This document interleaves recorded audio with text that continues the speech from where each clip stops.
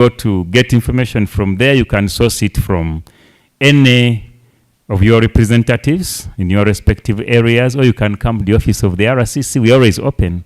And we live in a digital era where you can even throw me a message on WhatsApp. I can answer you. You can call any other person and get the right answer to whatever concern you need. But there's also the Youth Livelihood Program, which is still running. Go for it. There is also the Grow Fund. It was only a limitation of time, but I wanted to interest you, especially the ladies present, or the men interested. Empower your women, empower the ladies near you to go for the Grow Fund. Grow Fund is a fund specifically reserved for women in small and medium enterprises. It is controlled under private sector foundation. It is government money. And you can even earn to a tune of 2 billion shillings and more for your development projects, as long as you prove that it's viable. So when I was talking about bankable projects, these are bankable projects which are sellable to even government fund, like the Grow Fund, which is found in the private sector foundation Uganda. And we have pulled that office closer to you. It is in Mbarara, just at Boma here near Red Cross offices. That's where the offices of Private Sector Foundation Uganda are located. So some of you women who are interested in business, please, this is the right time. And the youth, you may front the women and then work behind the women. You can still benefit from this fund. There's also the Women Livelihood Program. It is still running. Pick more interest in it, especially you who are land and exposed. I've seen Honorable Jemima around. I think she should be leading this. Oh, she's here with me. She knows more about this. And she's a representative of the Youth on Council. She's a regional leader. And she's a daughter of the soil. So she understands the dynamics and the geography on how to access these funds, where you need support. Like for me, myself and my office, I'm always available 24/7, even if it means moving to Kampala to meet ministers, PSs. I'm ready to offer my network for the purpose of you achieving what you want to achieve, as long as it is in line with the government development programs, issues to do with the intervention programs, all in information. You are doing what I have also gone through. I was mentored by Conrad Stiftung, Adenua Stiftung, the German agency, which has a lot of money, which money is sometimes taken back to Germany because Ugandans have failed to utilize that fund. I think the lady from GIZ should be able to explain this to us also, such that you can understand. Much of the funds allocated to Uganda are not utilized because the youth are not giving in bankable projects to utilize those funds. Am I right, madam? GIZ. Yes, I've been talking to Mike, one of the leaders in those government, I mean Germany, funding agencies for youth. Much of this money may be coming to the respective political parties in Uganda, which are democratic in nature. But the political parties are busy in demonstrations instead of going for the development projects for their youth using their parties. So they end up only in this politicking at this level, forgetting that even as you politic from opposition or from the government, the party in government, there are still more funding for visible projects which are given through the political lines. I'm very much aware of this. I've been talking to some of the ambassadors around, but you find that our innovation to go for such money and interest them to fund our projects for poverty intervention are very limited. We always end up sitting and going into what is only talking and politicking and worokoso, and we leave the most important aspect of what can develop us. Thank you very much. Thank you so much, Mr. Kaumsu. We appreciate your knowledge, and I think from here we're going to make sure we access these programs and find out about, in case we don't know, we shall come back to you for more help and guidance. Thank you so much. I've had a program. Sure, I'm Is very it available. women- Let me give you my number as well. 07 383 111. 0772 383 I've heard that program. Is it Women Grow what and what? The Grow Project. The for Grow women. Project. Yeah. It's for women, even young women. Yes. So I think, my brother, if you don't have a girlfriend, you can make sure your sister goes for this program, or your girlfriend or any other person. Please help a neighbor. So this program is done. The item of presentations is done. Excuse me, I wanted to give them the contact address, the contact number for the Grow Project, the fund. They're also looking for clients who qualify to receive the money, Okay. especially the Mbarara Regional Office. The number is 0784 76 3741. That's the manager, the regional manager, Jackie, for Private Sector Foundation Uganda. Oh. You can call her anytime. She's very approachable, and she will explain to you faster on how you can access that fund. Okay, thank you so much. We are now going into the session of elections. Allow me hand over the microphone to Miss Kanyesje over Edna. I don't know whether that introduction is deserving. And Madam, Honorable Jenny Nachomhendo. Thank you so much. Please clap for me. Thank you. Good morning. Is it still morning? Yes, it is.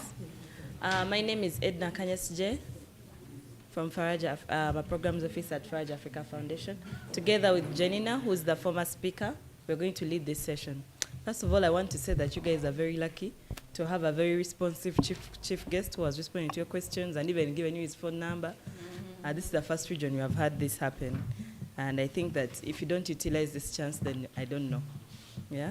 If you have a business there and it's dying and you want money, they've given you contacts. Guys, utilize them.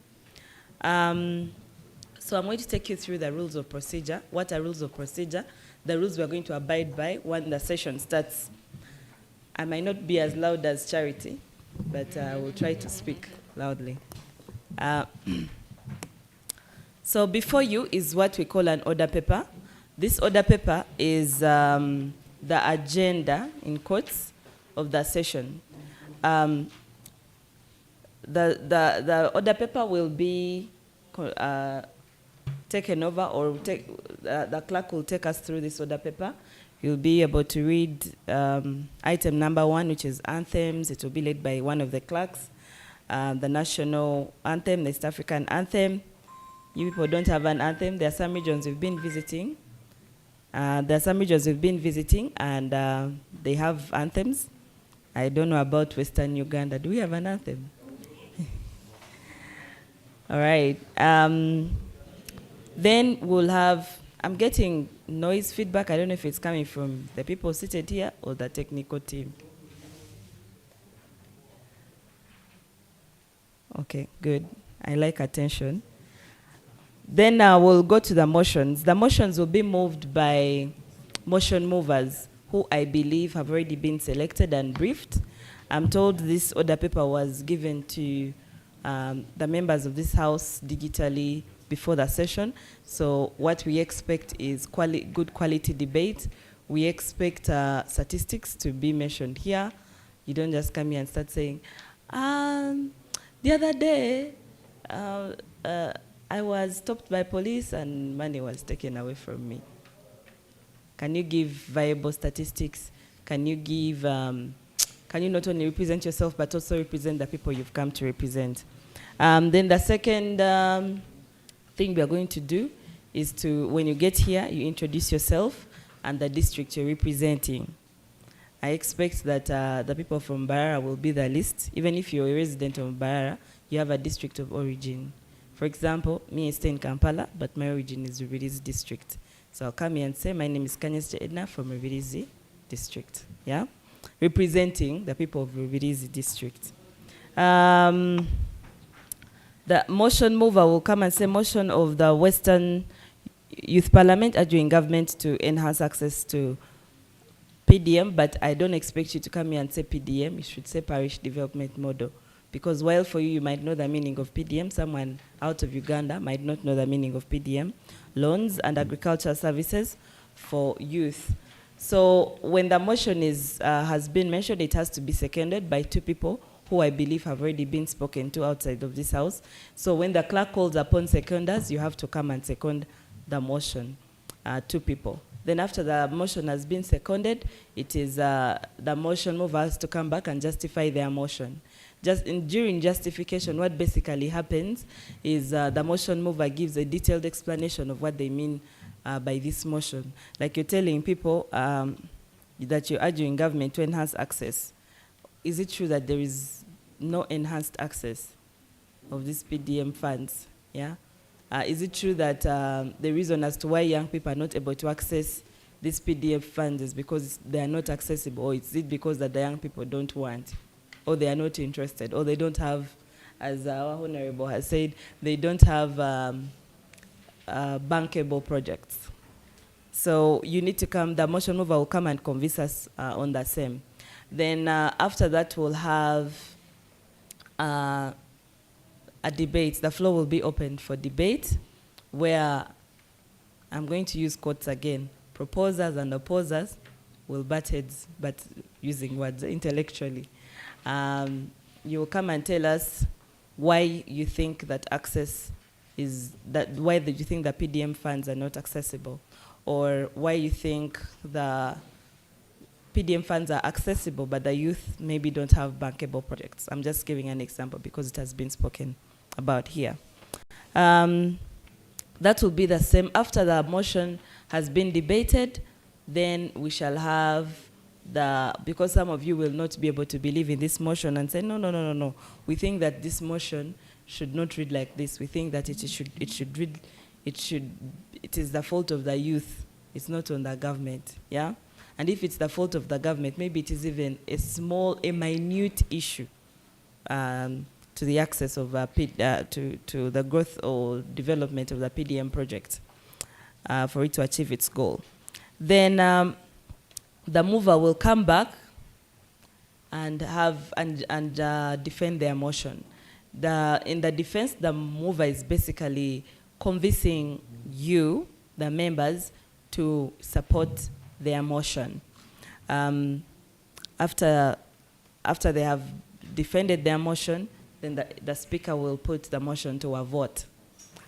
In Parliament, how we vote is using aye or nay. Nay is when you're against the motion. Aye is when you're pro the motion. And the speaker will call upon that, but we don't raise our hands, you raise your voice. So the highest voice is the one that takes the vote. How we behave in Parliament is, 1, we don't pick calls during the session. Our phones don't ring during the session, so you put your phone in silence or you switch it off. The only person allowed to move during the session is the Sergeant at Arms. Well, and the technical team taking pictures of you and videos and having the stream happen. Whoever wants to approach the bench has to go through the Sergeant of Arms. There are 3 points that are going to be allowed during this session. Point of order, which is going to be where you voice your opinion about how the whole session is moving. For example, point of order, is it in order for a honorable to come here and not introduce themselves? We don't know who they are, which districts they are representing. But I request us to reduce the points of order. Then the point of order, whoever will become chair, please note that the point of order is never denied. You have to accept the point of order because we assume one of the points of order may be someone is going to shoot you. There is a sniper that I've seen. Yeah? So it will be to the detriment of the speaker if they do not accept the point of order. Then another point is a point of information which is given to the person who is speaking here. Like if you want to supplement or give more information about what they are saying, or if you feel like they are lying and you want to maybe give better information or true information to what they're saying, it is either accepted or denied by the person who's speaking on the floor. Now, for example, if someone stands up and says, point of order, point of information, Honorable Edna. No. Then I say, I can either take it or refuse it according to how much time I will have. If I have 2 minutes and I feel like your point of order is going to take up a lot of my time, I will not take it. Another point is a procedure issue. Procedure issue is as per the order paper. For example, if you see that they have skipped a motion, you can stand up on a procedure issue. Or if you see that we have gone to debate a motion without it being seconded, you can stand up on a procedure issue. Say procedure, Madam Speaker. I think we are debating. Is it in procedure for us to? Is it procedure for us to debate a motion that has not been voted? Then the Speaker will advise. The other House rules are given according to how the Speaker feels in the moment. If you have a Speaker who decides that if you're not smart, you're not allowed to come and speak, then you will not. If the Speaker feels like you're not smart, you will not come and speak. That is to say the House rules are determined by the Speaker, the Chair at the time. It's quite unfair, but it is their house in that moment.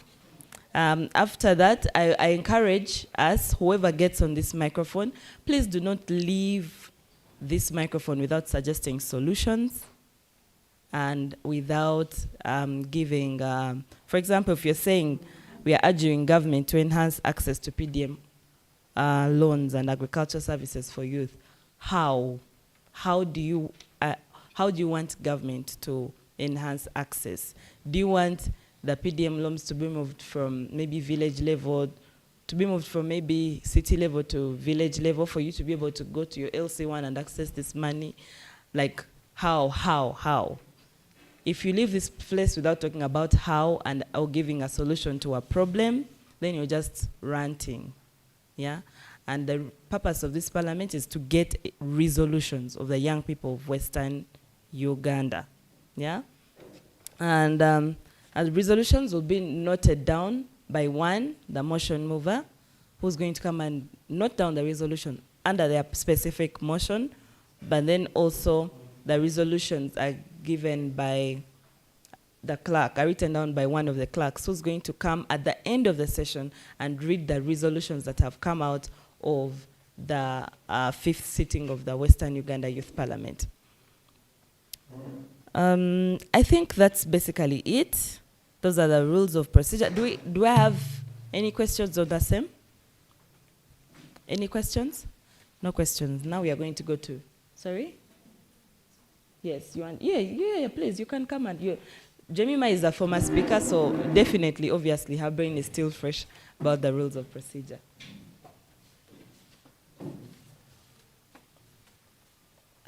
Thank you so much, Edina. Very good afternoon to you. My name is Chomhendo Janina, the 4th regional speaker, Angola and Kigezi region. I want to appreciate this space. It's been a journey of learning, networking, building synergies. So I believe that you who have managed to come here, you'll be able to learn something from this. So a few things to say.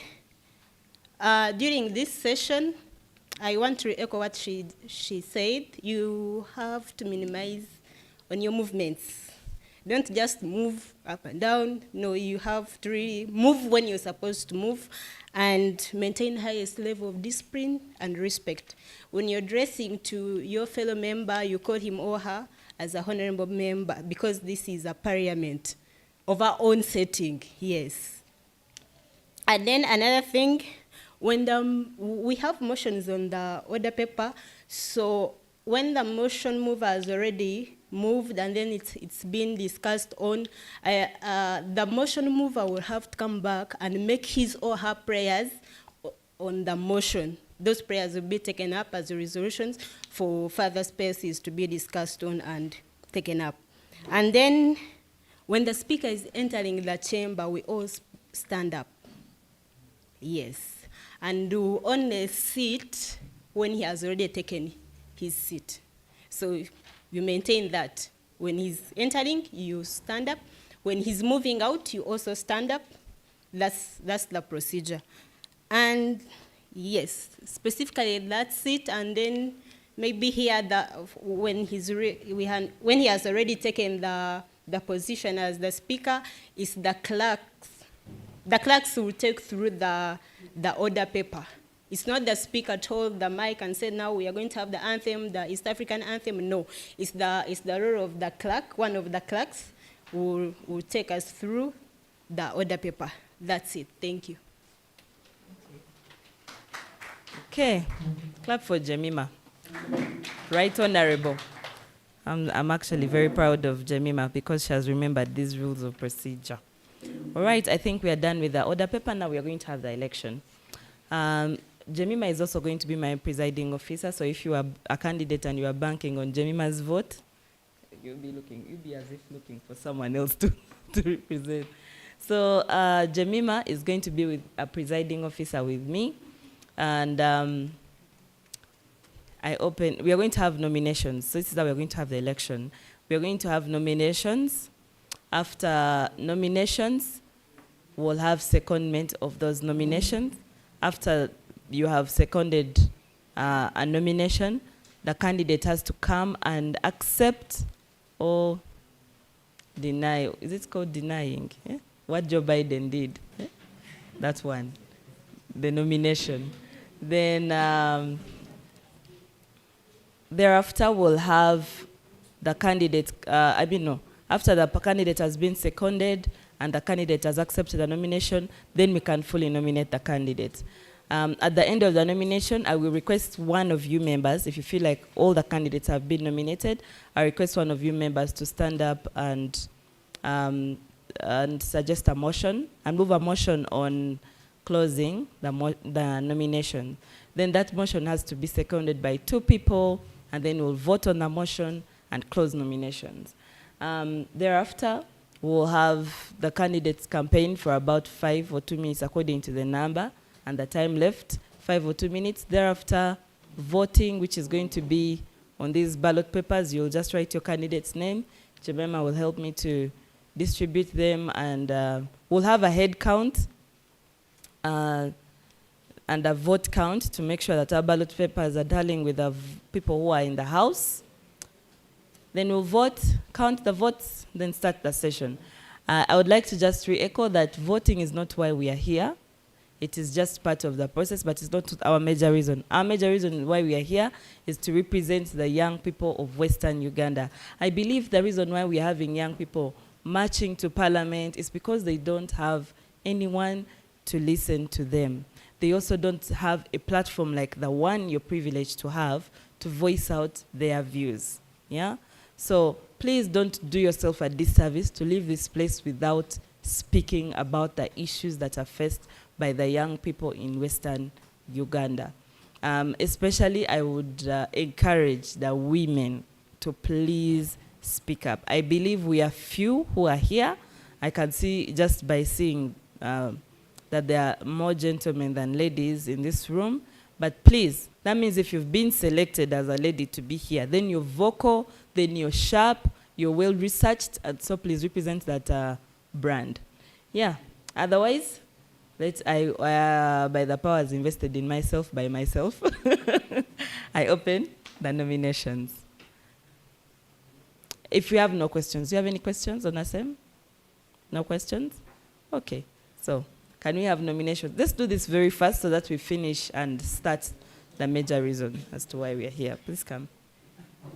You'll be helping me to write down the candidate's name. Jemima will be writing down the candidates' names.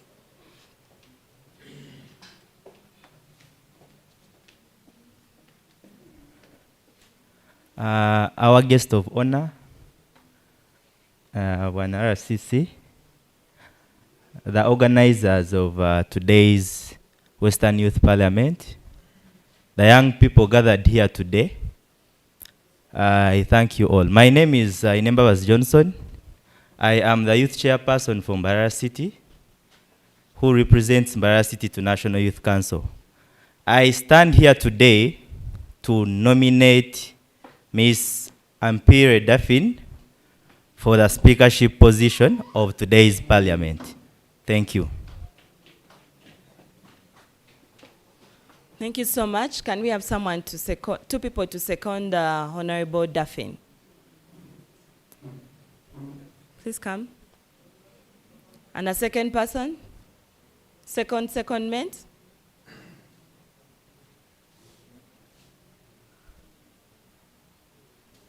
Are you coming to second? Yeah, there's a lot of movement, so I thought you were going to do something. Both of you can come.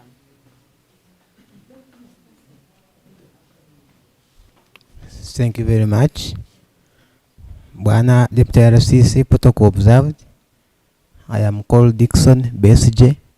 I second Ms. Ampere Daffin for speakership. Thank you very much. I represent the youth of Kenkom Besel, Mbarara City North.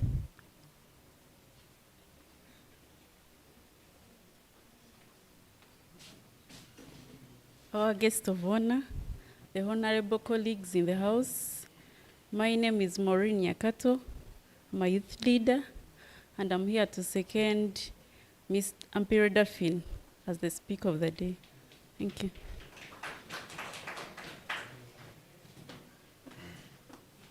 Okay. Right, Honorable Speaker told you that when you get here, they cease to be Miss, Mr., they are what? Honorable. So, Honorable Ampere Daffin, could you please come and accept or, you know,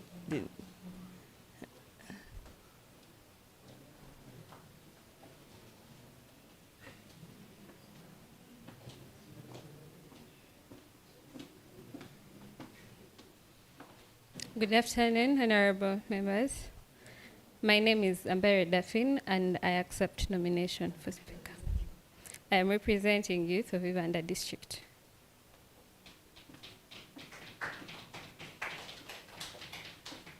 Honorable Daffin has been fully nominated. Any other nomination?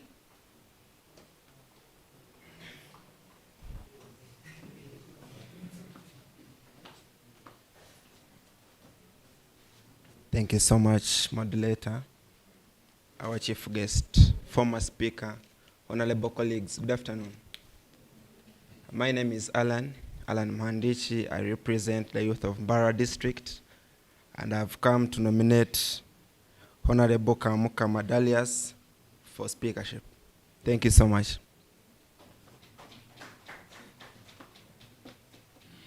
Okay, can we have 2 seconders to second Honorable Darius?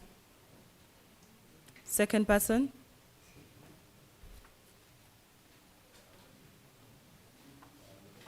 Our guest of honor and honorable colleagues, my name is Mweva Zegorias, representing the youth of Visinyo district. I'm here to second Kamkama Darius as a honorable to stand for speakership. Thank you. Second person?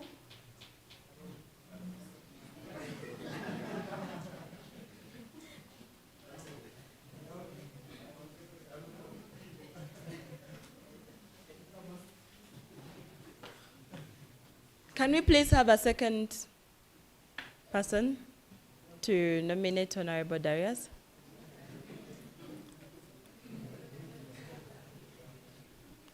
Sorry?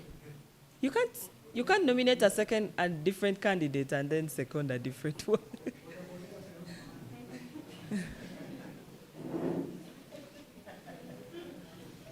Can we have a second person to second? I'm going to put up my hand and count 5 seconds for the second person. 5 seconds.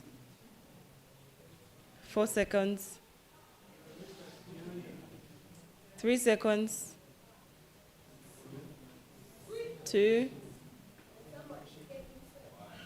No. 1 second. Okay, Honorable Darius has not been nominated. Can we have a second nomination? No, you can second Honorable Darius again, because they are not a candidate. Can we have a second nomination?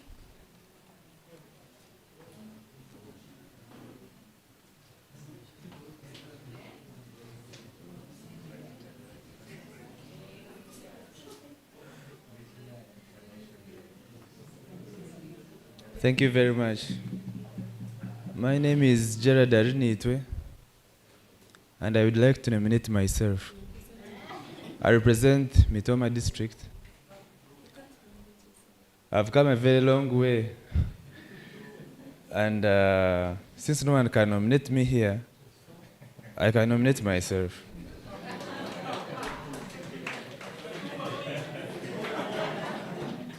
Oh my God, I forgot to mention that you cannot nominate yourself. You cannot nominate yourself. Someone has to nominate you. You cannot second yourself. Someone has to second you. Honorable. Can someone out there nominate me, please?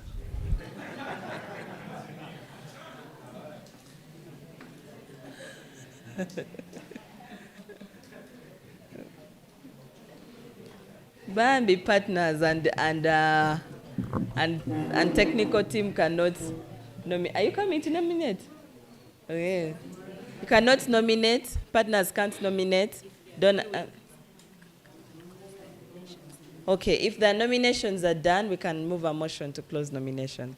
Are you voting? Are you a voter?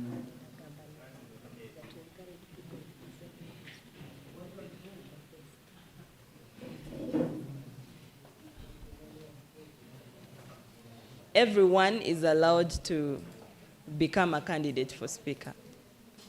You just need someone to nominate you, regardless of where you're coming from, your gender. If you're differently abled, it's okay.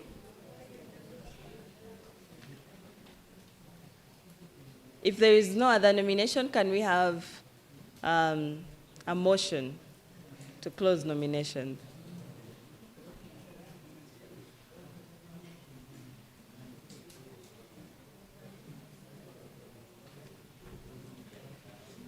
You don't want to close nominations?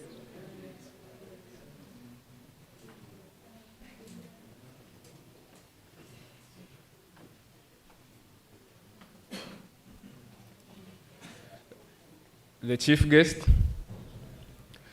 fellow honorables, my name is Chiza Joab Ahereza, representing Kabare, and I declare the nominations closed.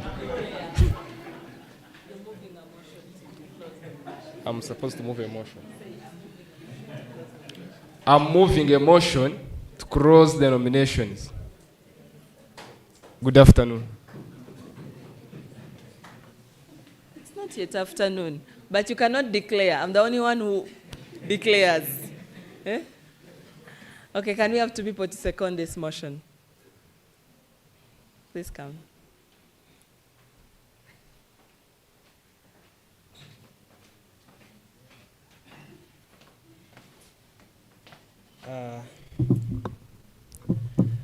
The guest of honor, honorable members, my name is Promise Amutaili. I'm representing Kazo District, and I'm a student in Mass, the 36th Guild Speaker. I second the motion of declaring the nominations. Thank you so much. Motion to close the motion. Right? Wow.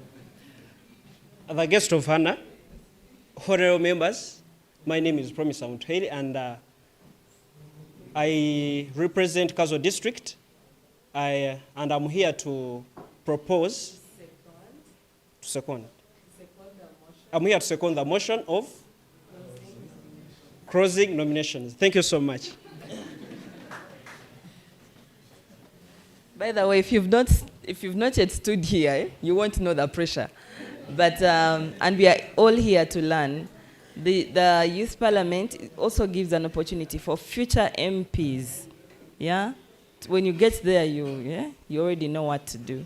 So it's a learning opportunity for all of us. Even me, I'm learning. Can we have a second nomination? Secondment of the motion. Didn't you move a motion? Oh, okay.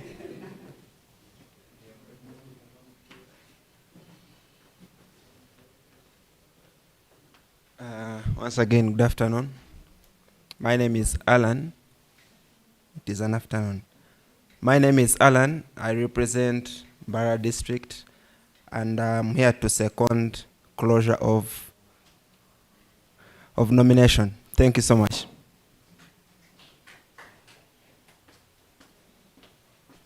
Okay, now we are going to vote on this motion of closing of nominations. All in agreement say aye. And all the other alternatives say nay. No nay, yeah? So the ayes have it. So we have one candidate, Jemima? Yes. We have Honorable Ampere Daffin. Okay, so Honorable Ampere Daffin, I'm going to give you 5 minutes to come and convince the August House that you'll be a good speaker. Because now you don't need to convince them to vote for you.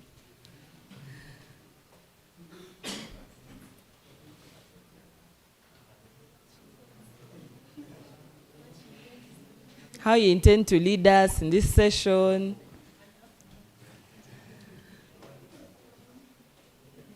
The purpose of the speakership is to chair this meeting. The National Youth Parliament or the Regional Youth Parliament is not a youth structure. Your purpose is to lead this session. Yeah. So I hope you won't promise them to build for them dams, because you can't do that. Yeah? Okay.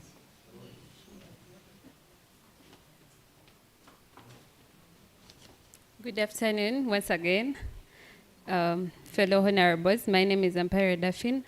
I'm representing Ivanda District. First and foremost, I want to thank you all that have entrusted me with this office. By the power of the people. They've nominated me by the power of the people. Thank you very much, those that have trusted that I would be able to take on the speakership for this August House for the 5th sitting of the Western Youth Parliament. There is a famous quote that says, change will not come if you wait for some other people or some other time. We are the ones, and this is our time. So as it has always happened, every year we sit to liberate on issues that are affecting young people. And I believe this time in the 5th Western Youth Parliament, we are going to discuss on issues that are affecting so many young people out there. We've seen so many going on the streets, but we also believe there is an alternative of how we can take our issues to be heard. So as we have this sitting, I hope we are going to cooperate, and my role is going to be simple. All I can say, like Edna said, I will not build the dams, but I'll make sure to lead you through a clear and very objective discussion so that we have better resolutions that we'll be able to present to the National Youth Parliament. Thank you. That's not how we clap in Parliament. How do we clap? We stamp our feet. But yes, that's how you stamp your feet. Don't be afraid to stamp your feet. So now you're going to give us about 3 minutes to prepare the Honorable Daffin, the one you've chosen, so that she can come and swear in, and then the session can start. I wish you good, fruitful deliberations.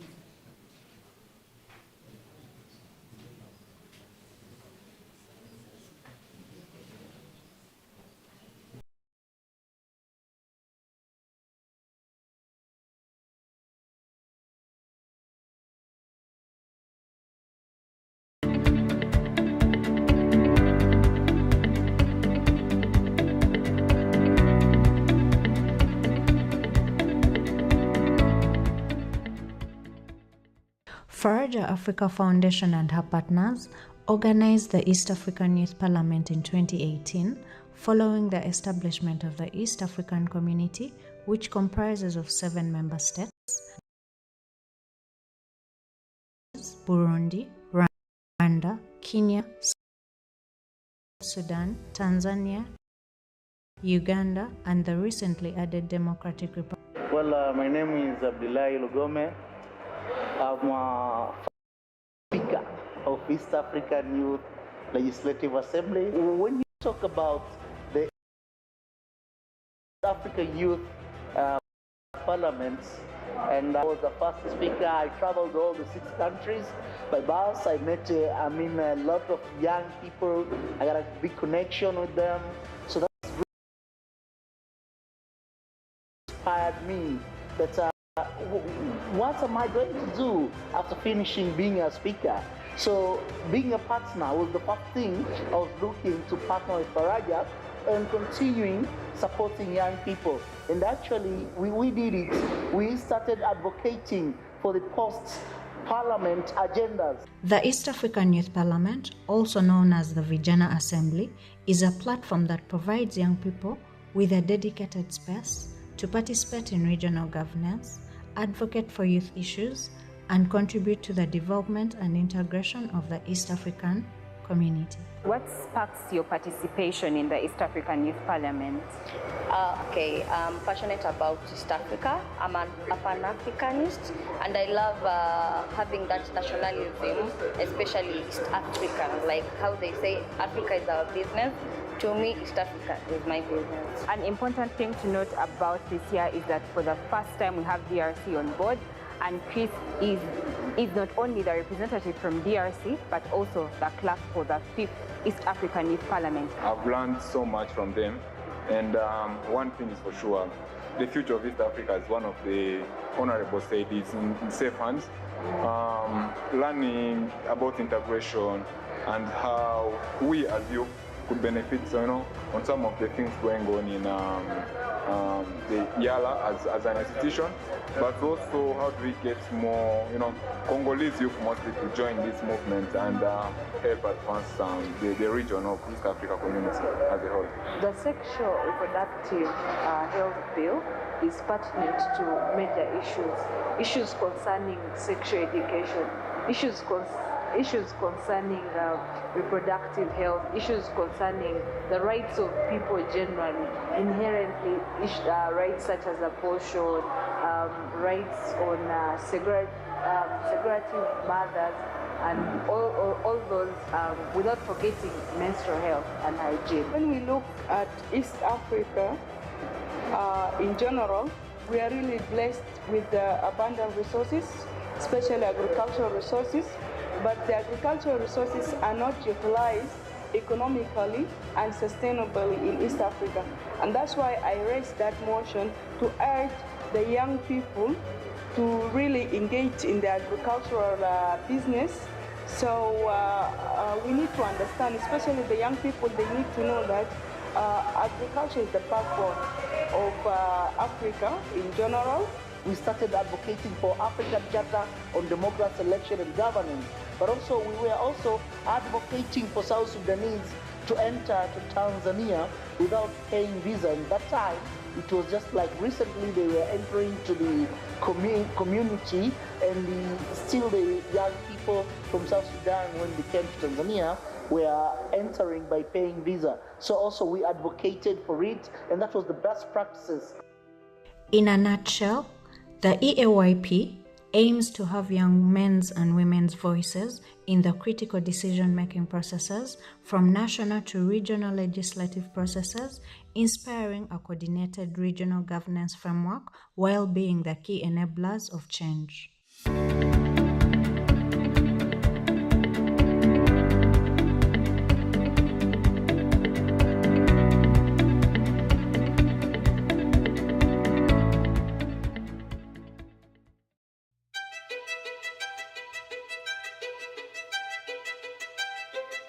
The East African Youth Parliament, also known as the Vijana Assembly, is a platform that provides young people with a dedicated space to participate in regional governance, advocate for youth issues, and contribute to the development and integration of the East African community. This is majorly a learning place. The more we present ideas here, we are grooming a leader. This East African Youth Parliament occurs every year in November. It brings members, youth from member states, 7 member states of East Africa, that is South Sudan, Uganda, Kenya, Tanzania, DRC, Rwanda, and Burundi. I see myself as at the place that I feel I can speak for my people. Like our country is among of the country that is in the integration of East African community. So as I'm here, I see myself as a representative for others who didn't make it here. The East African Youth Parliament being diverse, being a body that, or a platform that gathers different youth from different countries, 7 of them from the 7 member countries. Then when we talk about inclusivity on my own side, I just look at how do we bring everyone together? How do we get to harmonize their voices? Faraja has been doing this for the past 6 years, and we can see that there have been some improvement in each and every year that we come for the sitting. First of all, it's the choice of the motion. Second of all, it's the choice of the people who participate in this youth parliament. You can see that the youth are eagerly and are very much willing to air out their views, and they have researched what they are saying. They are not just here for propaganda or just speaking out of nowhere. This is my first time actually attending the 6th East African Youth Parliament. I got to learn a lot, getting together as youth, discussing what we're facing and being able to navigate and being able to discuss our problems and how to go about them. During the proceedings of the 6th East African Youth Parliament in 2023, young people engaged in substantive discussions encompassing a spectrum of motions aimed at fortifying governance structures within the East African community. The motions included fostering the economic integration of youth, advancing initiatives related to sexual reproductive health, promoting regional peace and security, and advocating for heightened environmental sustainability within the EAC. Motion number 1 was about implementing the East African integration and its governance. Now that, for me, it has been delayed a lot. I feel like it should have been done yesterday, and the fact that we had opportunity to discuss it here, I think maybe we shall be able to steer it. We were speaking about how the governance of East African community can take place very quickly. Now, I feel if at all this region is governing itself as a region and not just like countries, we would save lots of money in administration. Within this assembly, the youth formulated several recommendations and issued a collective appeal to their respective governments and authoritative figures, urging concerted efforts to better the well-being of the populace in the region. Of course, yeah, I agree 100%, just because East Africa is people, and among our people it is there is a big percentage is the youth.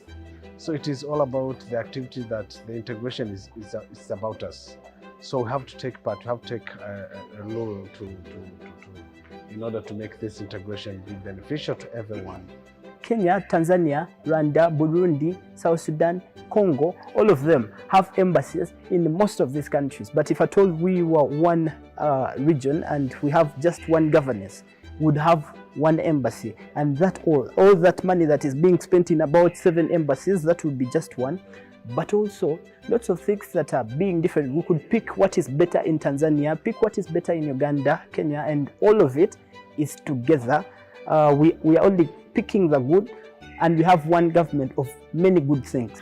My experience was quite amazing, meeting people from different countries exchanging ideas, engaging and debating as well. Today, I must say I'm elated, I'm grateful and happy for being newly elected as the Speaker for the East African Youth Parliament. It is a great mantle, it is a big office, and all I can pledge is to work hand in hand with all the different speakers from all the different East African states that have their speakers, to have us work together and put together the different resolutions. Of particular significance was the acknowledgement that inadequate governance stands as a formidable challenge confronting East African communities, thereby exacerbating more intricate issues within the region. Consequently, the youth underscored the imperative of instituting good governance as a fundamental measure, asserting that this represents the inaugural stride toward effecting positive transformations within the East African context. The same challenges they have announced, they have been complaining, the same complaints they have are exactly the same challenges, the same complaints that we have as ELFI. So it's a pleasure for me to really to announce it officially that we'll have to find a way to work more closely than this youth parliament.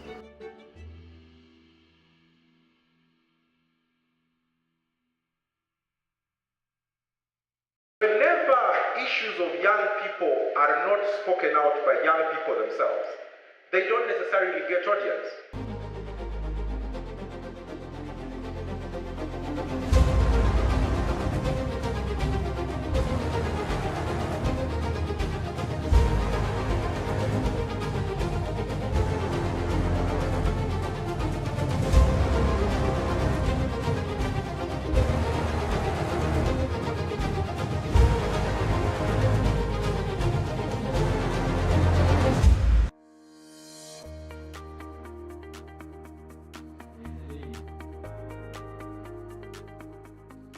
This being the 6th edition of the National Youth Parliament, organized by Faraja Africa Foundation. Yeah. As always, the drill is you have the regional parliaments where youth get to debate on various issues. So how were the regional parliaments of this year? Well, quite interesting. They were bigger compared to last year. Remember, because last year we still had COVID, that was, sketchy. This time around, we had bigger numbers and we had wider participation. This year's Central Regional Youth Parliament has been an interesting one, where I've had young people come together and deliberate on issues that are actually pressing us. Unless we are given those spaces to exercise and also give out our views to those local governments, we will cry and cry and cry until Jesus comes back. So far, this is the first youth parliament I've attended. Physically, I had attended the virtual one in 2021, but it has been a beautiful experience. A lot of brilliant people to meet, seeing the youth passionate about the matters of the country. I think each year that gets by, the youth parliament becomes more interesting and it gets better. It's a very enriching experience to see young people debate on pertinent issues that affect them in society. It's a blessing to tap into their cups of wisdom because, they give us a fresh feel of what is going on at the grassroots, where we might not be able as leaders to reach on a daily. So young people's advocacy, strengthening the youth voice, is a platform that we really need to fully utilize, and the youth parliament offers it on a silver platter. The question the youth are asking out there, how do you choose this member of parliament to come on the floor of parliament? Okay, for starters, it is always a competitive process, that is for a fact. But in the competition, we look at leaders, young emerging leaders, who have hands-on skills, who have done something, and we also give a lot of consideration to the leaders from the grassroots, because given our development approach, we're using a bottom-top approach. I don't want to lie to you that I'm going to go and pick someone that has been in power for some time, that is exposed already. No, we want that person who has not been here one time, or that person who is able to talk, who is able to speak. And of course, while we're doing that, we consider special groups. I'm talking about the PWDs, yeah. I'm talking about the special groups. We're looking at the women, the young mothers out there, and that person who maybe didn't finish school, but they're trying to make it out there. So it's not like we don't want everyone to participate. I also have to have regional balances. We want each and every region. I was so inspired by the sessions. When I was cheering, at some point I got lost in my head. I said, imagine this was the real parliament, because the people were really respectful. Under my guidance, I managed to imagine in 30 minutes, 18 politicians speaking to the point. That was special, and we need to improve this, keep on going with this. Now, one day is not enough for everyone to understand the content of the motions. We tried, but we can only try. So this has inspired me. I want to really talk, say, okay, what are the chances? Can we see, is there any chance that we could keep on these conversations? Maybe even if it's quarterly. Because this crowd, if they have another chance to debate, they'll just get better and better and better. So the issues that were carried out from all these different regions were put together, and of course we use the whole problem analysis sort of method to come down to the motions that we've discussed today in the chambers. During the event, we had 3 motions, but one of the most outstanding motions that really that really touched me was the motion on cattle rustling in the eastern part of Achule sub-region and Karamoja. This is something that we have been talking about. We tried all angles, and when this thing was brought, and I believe what we brought out here will again spark fire on the government to at least act. Traders who have handed over their guns to the government, you would find that they have been promised that maybe we are going to give you these livestock and other things to do. Because what the Cajuns knows, most of them, they know about only cattle keeping. There should be an alternative of other things so that they don't go around and killing people, taking away their cattle. They should know that without keeping the cattle, we can also survive on our own. It is not only about the cattle raids that is taking place. As I speak right now, families are leaving their home as early as by 5 p.m. to go to seek for a refuge in one of the nearest places that they feel it's a bit safe. One of them being churches, institutions like schools, just that they can comfort themselves in.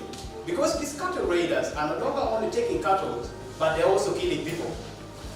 Well, the issue of climate change and then in relation to also agriculture for the young people, that one is very directly related to the young people, because climate change and agriculture eventually evolve into a reduction in the quality of life that the young people are living.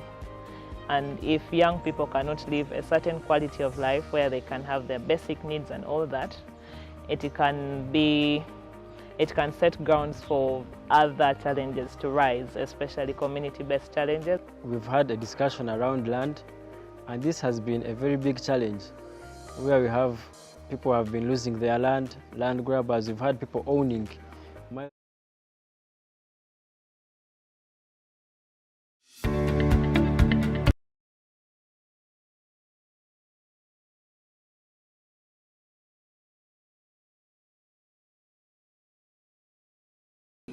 Please, my rollers, just stop.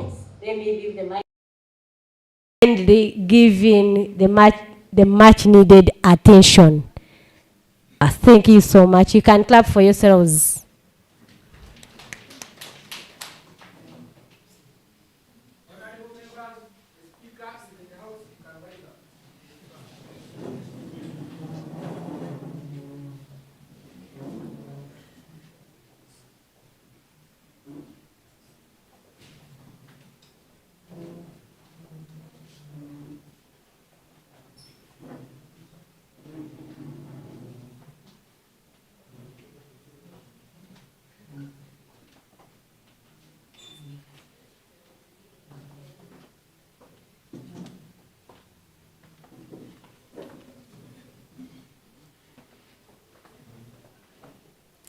I, Mbarara Daffin, swear in the name of the Almighty God that I will at all times well and truly serve the Republic of Uganda in the office of Speaker of the Western Uganda Regional Youth Parliament, and that I will support and uphold the Constitution of the Republic of Uganda as by law established. So help me God.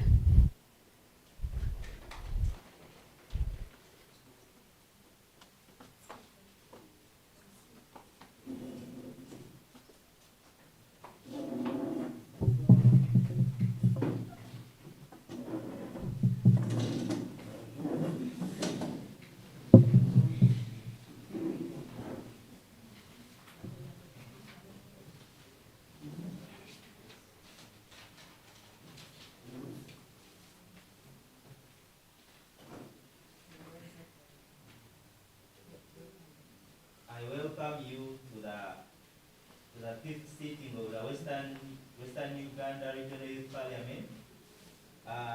Today, the 24th of July, 2024, at 55 minutes past midday. On our order paper, we shall have the first item the first item as the anthem. May we rise up for the anthems.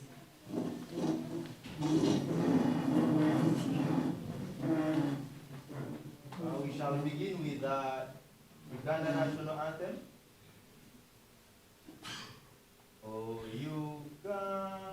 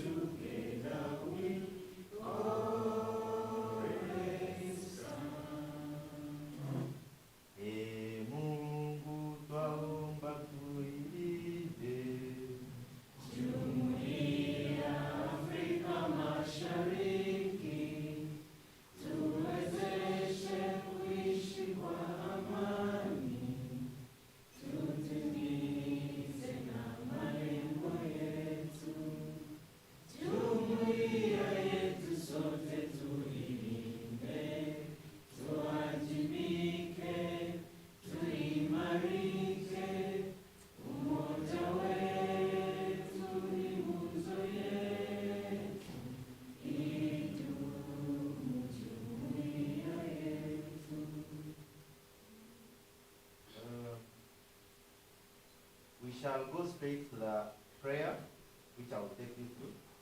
May we humble ourselves for the prayer.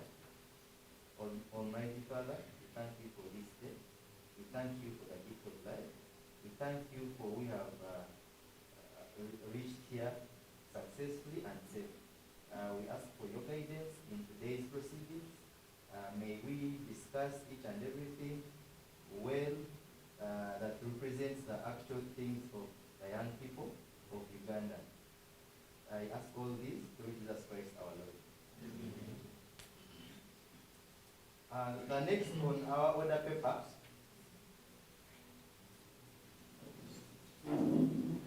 may we take our seats.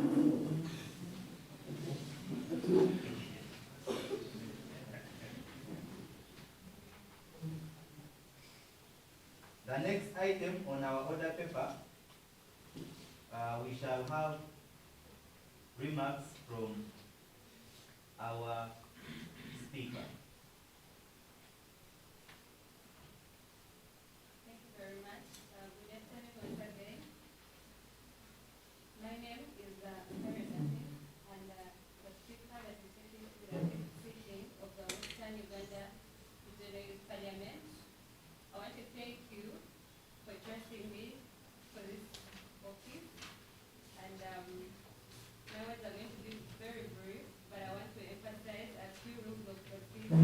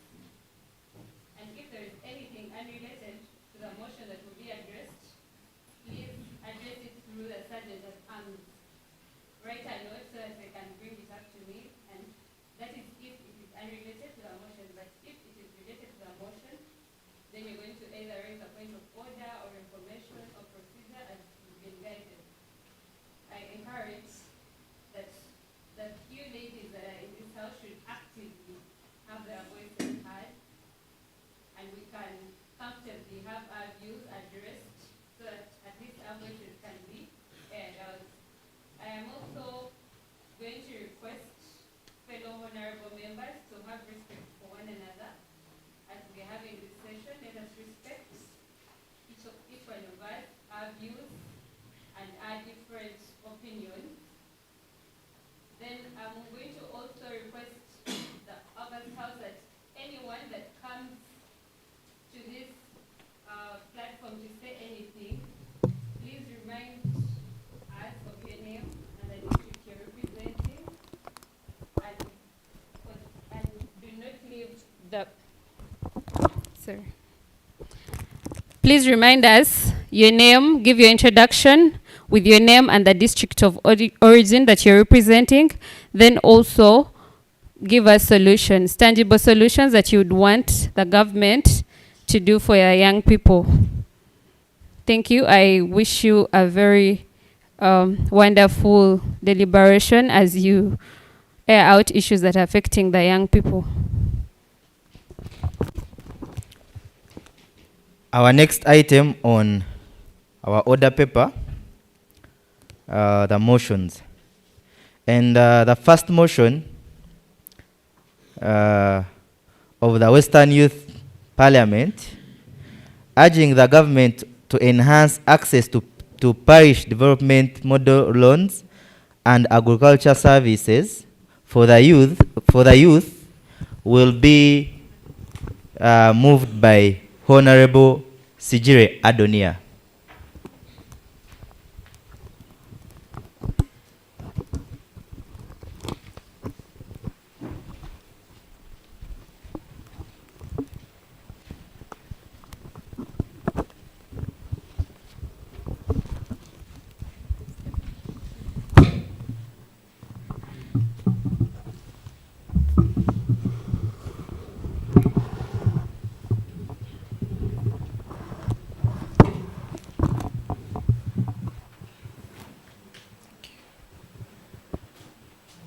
Right Honorable Speaker and the August House, good afternoon, ladies and gentlemen. I am Sigire Adonia, born of Isindra District, and a youth leader. Standing before you, Right Honorable Speaker, having a background of the 78% of this country's population being the youth, and with a allocation of the 30% of the evolving fund only being for the youth. Right Honorable Speaker, it's on fact that less than 5% of the youth have enjoyed the PDM revolving fund, which was started in February 2022. It's on this background that I make and move and bring this motion to the August House. The motion that is of the Western Youth Parliament urging the government to enhance access to PDM loans and agricultural services for the youth. Thank you.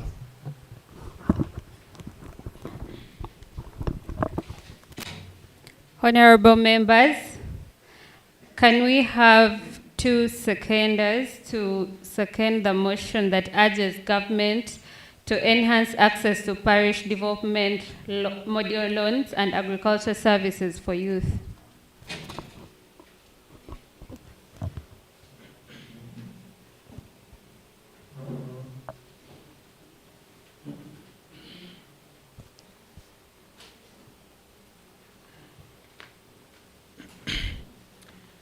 Guest speaker and fellow honorables, good afternoon.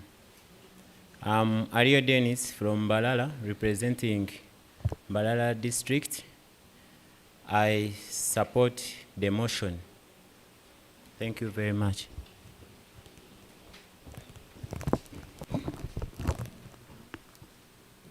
Can we have a second person to support the motion?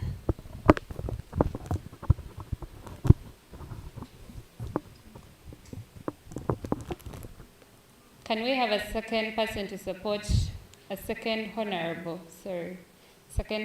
to support the motion that urges government to enhance PDM loans and access to agricultural services for youth?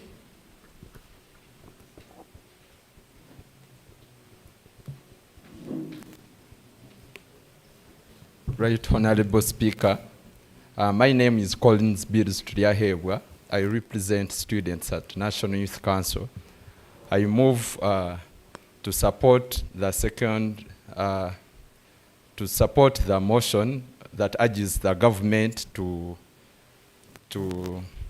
can I have,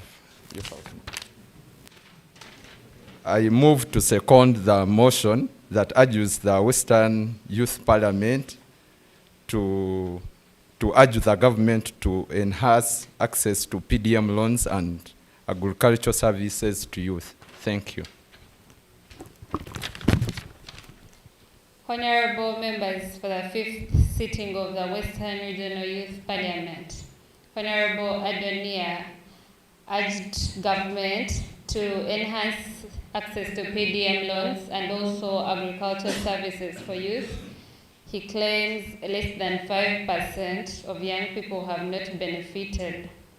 only benefited from the PDM loans, even when we have 78% of young people in Uganda. The motion is open for discussion.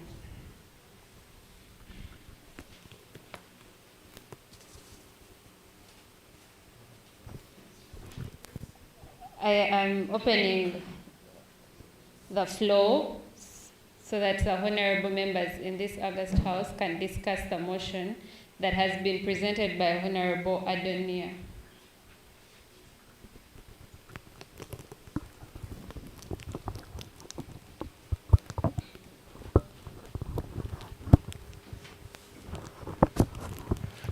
Right, Honorable Speaker, Honorables in the House, I'm here to support this motion of urging the government to enhance parish development model, loans and agricultural services for the youth. And I support that less than 5% have benefited from this program due to there are many things they question in accessing this money. You find when a youth is to access this money, you need also to put in something, i.e. transport, going to the parish headquarters, looking for, they need group registrations. So you find when most of the youth are failing to get all those things. I feel like the government should reduce those attachments that are restricted on this. Open to discussion by anyone in the August House, maybe to clarify more on how this PDM money is given out to young people. Honorable member, you have a suggestion.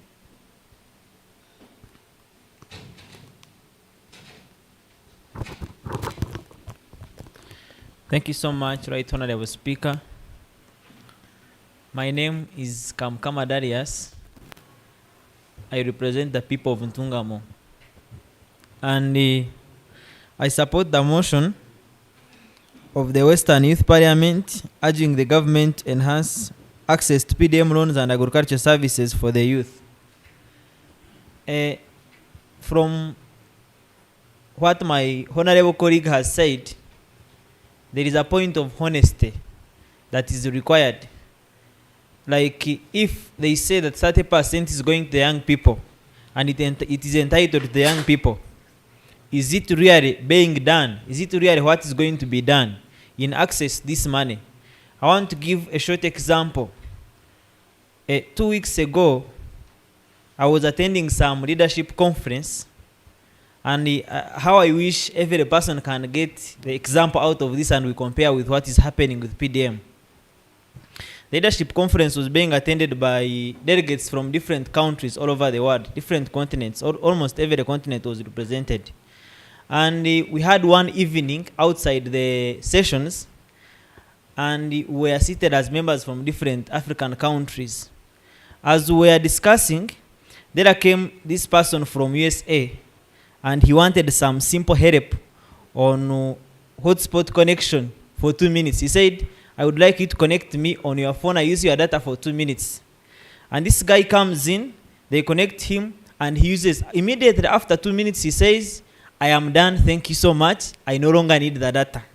And then when he went away, we remained as Africans, and we started discussing. If he was an African, he would do what he wanted to do, and after 2 minutes, he continues to do other businesses, not being honest that he wanted the data for 2 minutes. Now, I'm comparing with this with what is happening in PDM. The structures may be clear that 30% is going to young people, but in actual sense, it is not going to young people. There will be some other things that will be done, stopping the PDM money to go to the young people. So my point of discussion is about that. I wish that the way it is being done, the government giving this money to the young people, it is good and it is right to develop ourselves and to have something to do. But let it come with the point of honesty. If it is clear that 30% is for the young people, let it be. Let it not be stopped and we just remain with the documentation. PDM money is going to young people, yet in actual sense, beneficiaries are not young people. Thank you so much, Right Honorable Speaker. Honorable Member, before you leave the platform, could you kindly give us a clear solution of what you think the government can actually do to end what is being put on paper and what is on ground? Thank you so much, Right Honorable Speaker. My guidance on this to the government on what can be done, let there be some kind of follow-up. Not just sending the money and saying 30% is going to young people and then maybe this percentage, this group, maybe to women. Let there be a follow-up. Has this 30% gone to the young people? Are we having those beneficiaries who are young people benefiting from this money, or it has gone astray? So I need that element of follow-up, the PDM money. Not just sending it on the account. Are these people, the targeted beneficiaries, are they the ones getting the amount being directed to them? That is my guidance to the government. Some kind of follow-up and honesty in as far as this is concerned. Thank you so much, Right Honorable Speaker. Thank you, Honorable. Now it has come to a question of follow-up. The government is not following up on the funds, but now the question still comes to us, is it not just about giving youth 30% of the PDM funds, or youth actually not applying for this money? Because if I am to get the discussion so well, the first Honorable that presented this motion, Honorable Adonia, emphasized the fact that only 5% have benefited from the PDM money.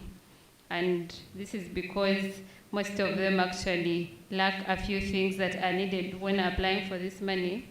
And now we have a different flow of the discussion. I would beg honorable members in this house to have this clearly out.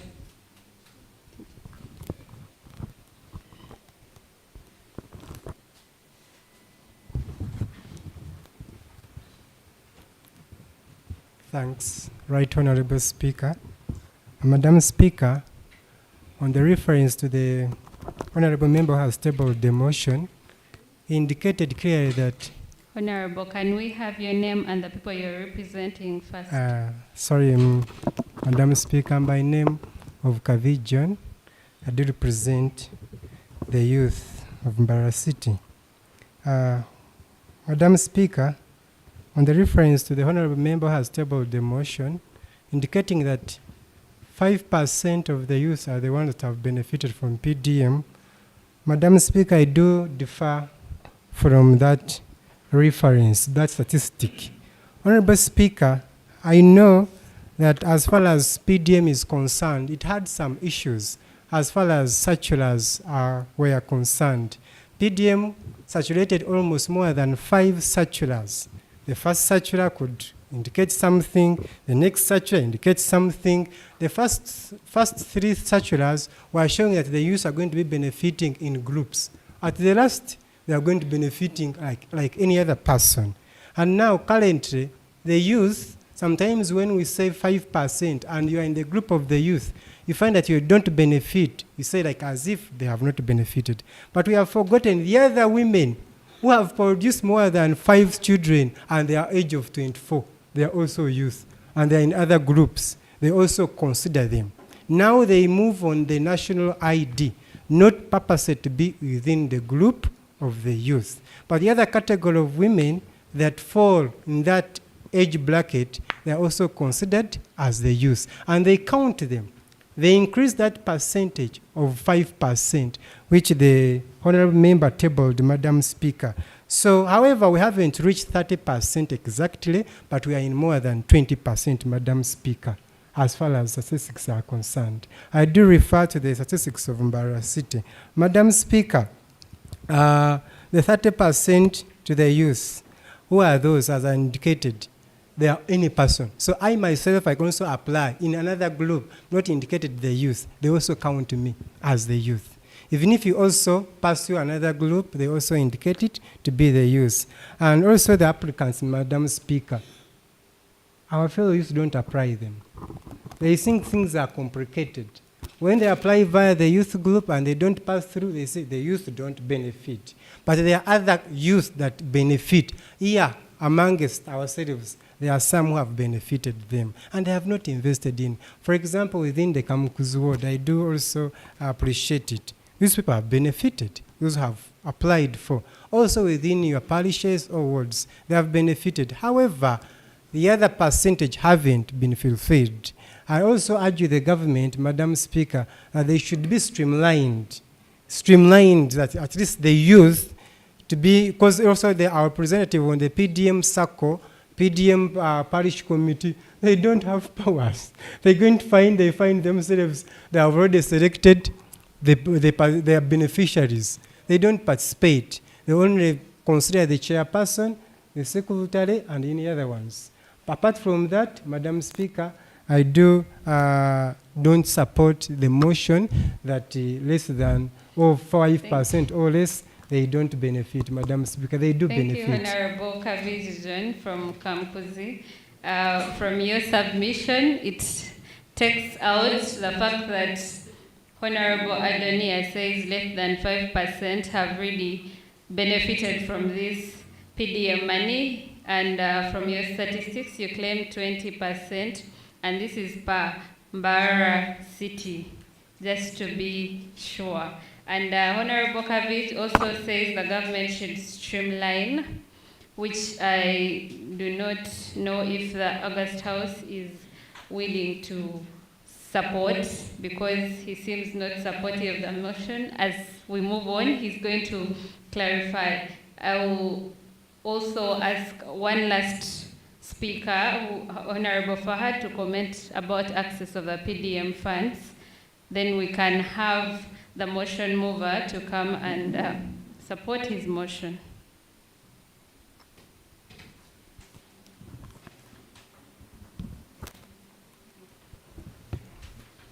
Thank you very much, Right Honorable Speaker. My first point here is about our motion here. The Honorable said that only 5%, no, 20% have benefited. That is on paper. But when you go to the at the grassroots, you find only 5% have benefited. But on paperwork, more than 25% will benefit. Because in my ward, I come from Remjina ward, we had 17 groups, and 2 were for the youth. And the 2 groups of the youth, none of them received money for what? For PDM. Why? They are saying that this money is for the youth, yes, 30% is for the youth, but in actual sense, they don't get it. Why? These youth are marginalized. They think for us, we cannot get money to pay back. Secondly, there is corruption in PDM.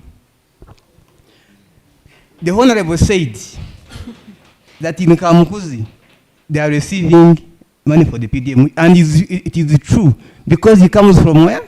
From Kamukuzi. So, us who are coming from Remjina, we shall not benefit. Why? Corruption is everywhere. We need to stop corruption for our well-being. Thank you very much. I remain. Can we, thank you for your submission. I see so many hands and we are winding up with time. I am going to request Honorable Fahad as our last speaker to support his motion, or say his remarks.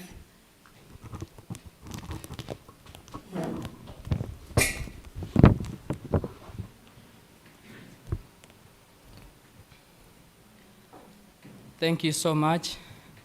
Fahad, a representative at Mbarara City for persons with disabilities. I just see this situation and I just, oh, should I say that I should laugh? If I see youths are complaining like that, then I just imagine how about the youths with disabilities who are totally marginalized. You go to these people, they first tell you, where will you get the money to pay back? What if you fail? How can we get you?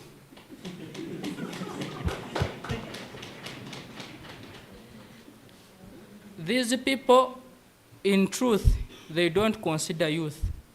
They just see us, oh, how should I call it? Abasumbui, the people who don't have what to do, we are there to make noise and feel like that.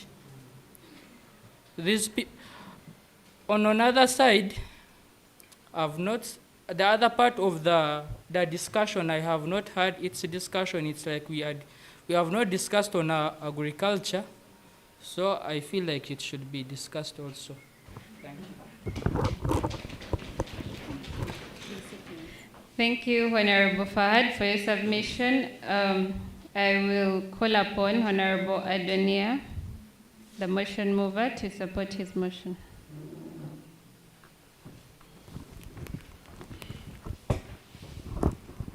Thank you so much, Right Honorable Speaker. I will take a few minutes to discuss this motion that brought on board, a motion that is urging the government to enhance access to PDM, which is Parish Development Model, and agricultural services for youth. Now, my discussion is going to be in two ways. To begin with PDM and then look at the agricultural services for the youth. Now, ladies and gentlemen, I've already given a brief background of what PDM is and when it was established. And the core purpose or goal of PDM, it was looked at as to increase the household incomes and improve quality of life of Ugandans. But the question is, with the 3 years or 2 years it has existed, has the aim been achieved or not? Which I strongly believe we have not realized the impact of PDM in the societies, because by the time you give a donkey or a camel water in a desert and you expect it to use that water to water its plants, yet it's thirsty, I don't think it will. It will rather drink, survive that day. That is PDM. You need to first look at what are the requirements of PDM, and do youth have those requirements? Take a look at the procedure and the process, or the dynamics of getting that money. 24/7, these youths that are supposed to be getting that money are in schools. Now the question is, where are we going to establish youth groups from? In our villages or in our schools? Secondly, if you're to see amid the stars, how many of the youths here have national IDs? Now they ask you, do you have the security or the surety if you are told you're given that money, as one of the members have said? So the dynamics of getting this money alone makes the process tiresome. By the time this process is done, youths, of course, you will not tell your mom that I need 200,000 to cater for my facilitation for applying for PDM, yet they are struggling to pay school fees for you. Now, in the long run, you find that the money you are spending in acquiring PDM is actually much more than what you are likely to get from there. Secondly, realize that the people, for example, in Bweju district, last year, it is on record that the member of parliament that side collided with the officials of PDM. Why? Because every official needed 100,000 as one of the members said, corruption to make one of the groups go through. So that whole process makes it tiresome and makes the youth feel they cannot get that money. And so Looking at that alone makes it hard for one or the youth to access PDM and need for government to revise that. How can the government revise? Because the government can revise through putting in accessible means, requirements. For example, we as the youth, we have not gotten a lot of property to put there. We have not gotten a lot of identification, maybe to tell where we belong. And so the government needs to revise that. Secondly, I want to look at the agricultural services. Now, this is very, I won't say dramatic, but I have just said it. 400,000 youth on an annual basis join the labor market. And these are fighting for 80,000 jobs. 400,000 versus 80,000 jobs that are available. It is on record that 63% of the youth in Uganda are engaged in agriculture. Now, what kind of agriculture are we engaged in Uganda? Of course, most of us, the agriculture we are in is traditional. The agriculture we are in is not modernized. But it is on record that investors and foreign farmers that are maybe modernized have received very high incentives. These people have gone ahead to receive support from the government. But the question is, how about I from Isinjiro Birere, who has maybe a small plantation, who is maybe taking care of 10 goats, maybe 5 cows, maybe I produce 20 liters of milk. Or maybe I have a plantation cutting 5 bunches of bananas in a week. By the time I leave Isinjiro district to reach to Mbarara and sell, I will have paid off taxes worth 5% of my profit. Will I be encouraged to go on with agriculture? Now that is the beginning point, that agriculture in Uganda apparently, as far as youth are concerned, is not favored at any one point. And what is our prayer? That one, we need to have government come to support the agriculture activities of the youth through giving incentives, through lessening the taxes that are levied on agricultural products. Of course, we have had, because they did agriculture as their profession, but because they have failed to compete for the 80,000 jobs, they are 400,000, and they choose the only way to survive is making use of the small land that their fathers have. And what are the challenges that youth have in agriculture? One, they have failed to get capital.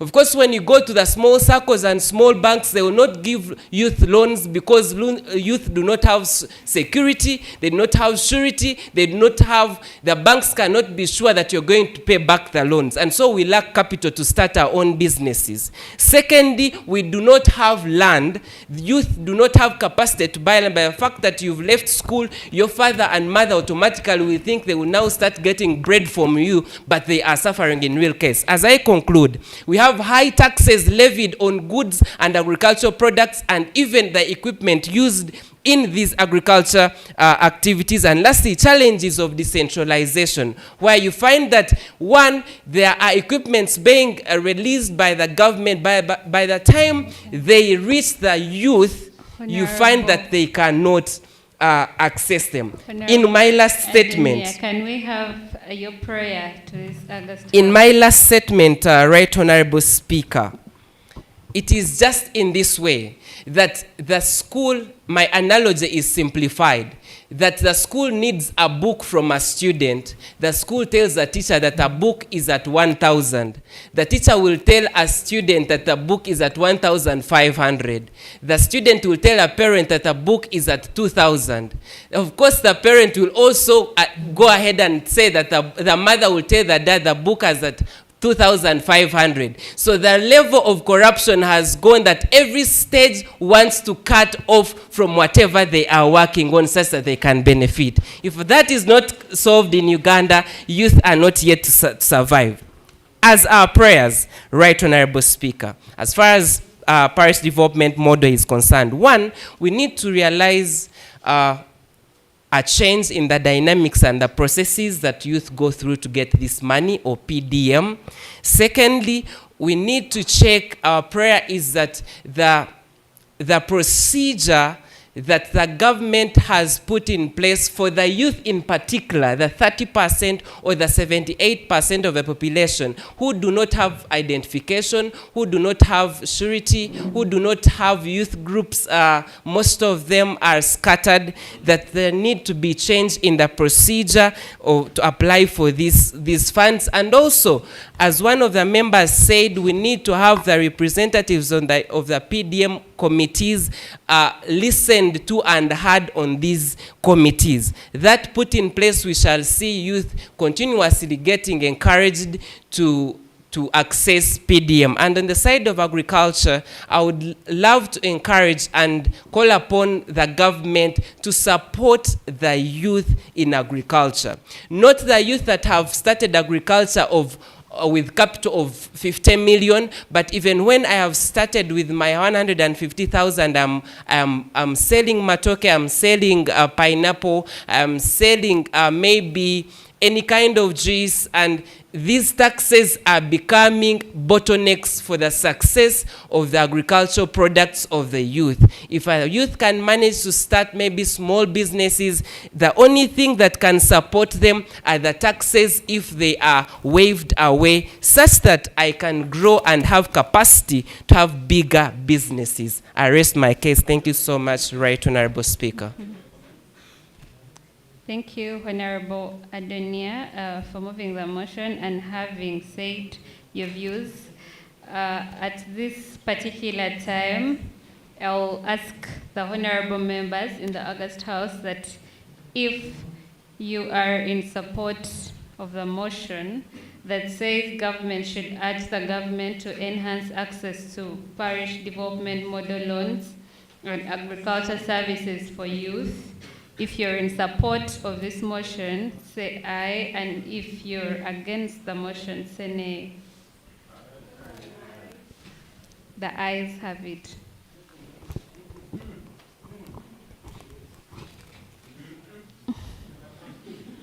I'll repeat. Okay, if you are in support of the motion, say aye, and those that are against the motion, say nay. The ayes have it.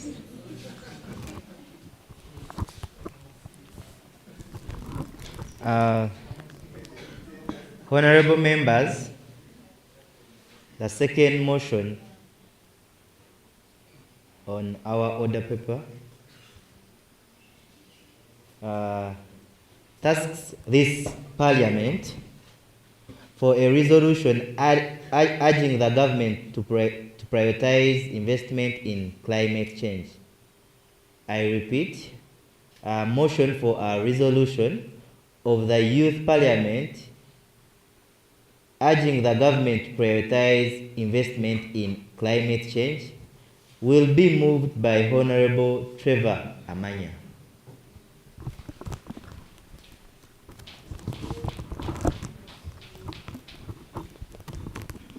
Honorable members, as Honorable Amanya Trevor gets to the floor, I want to remind each one of us that every motion is going to be discussed for maximally 15 minutes.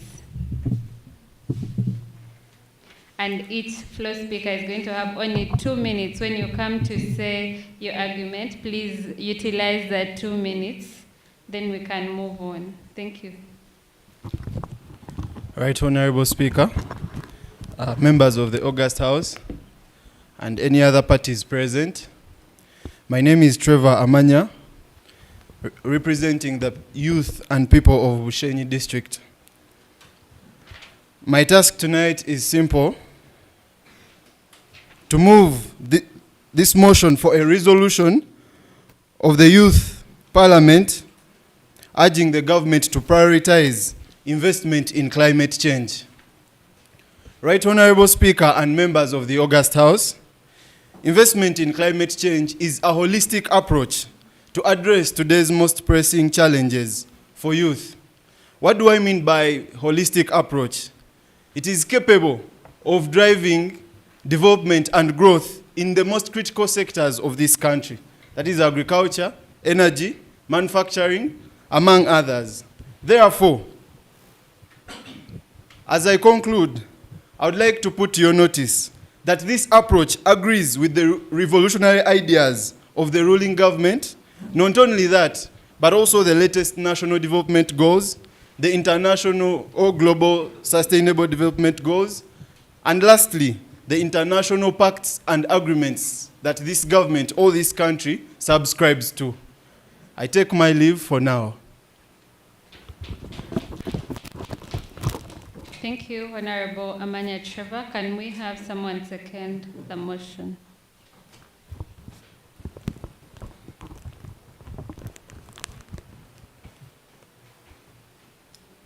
Thank you so much, Honorable Speaker, Madam Speaker.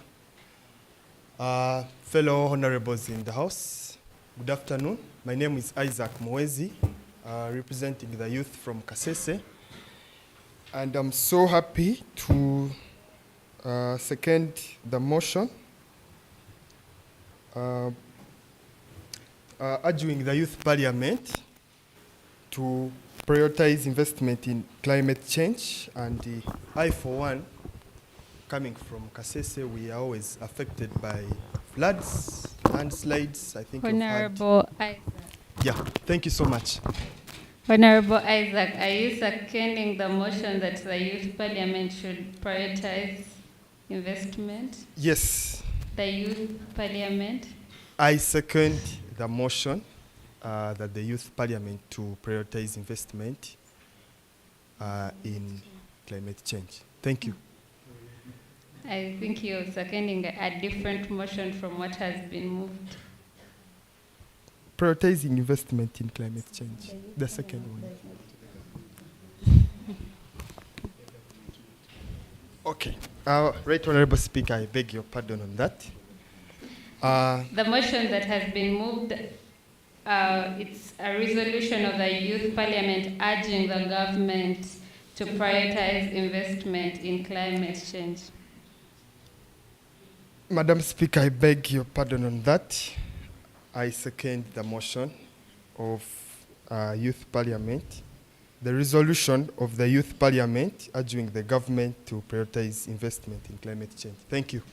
Okay, thank you. Can we have a second, Honorables, to second the motion that urges government to prioritize investment in climate change?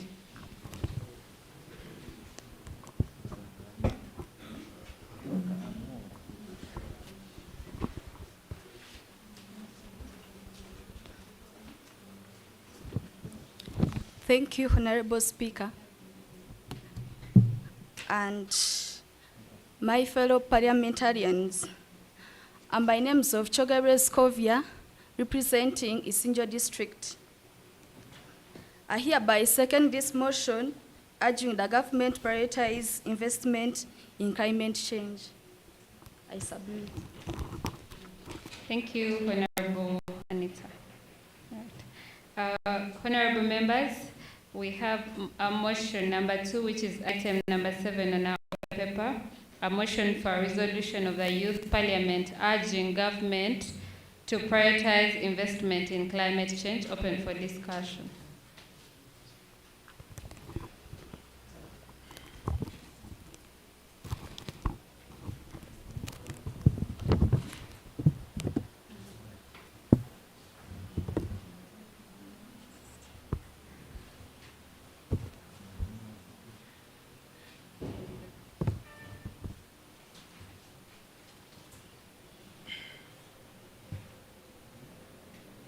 Honorable Speaker, as the House at large, good afternoon. By names of Tujuche Nicholas, representing the youth of Kamwenje, and I'm here to discuss about the resolution of the Youth Parliament urging the government to privatize in investment in climate change. This is a very important motion, and I would wish, even if it is not the government, but also the private sector, to listen to this, because we are all living here because of the environment. To take back like 3 seconds, in 500 BC, the world was not existing because of climate. Many people, when they came to civilization, everything got destroyed. That's why we are seeing many people, they are saying us that we came from monkeys, we came from different things because of climate change.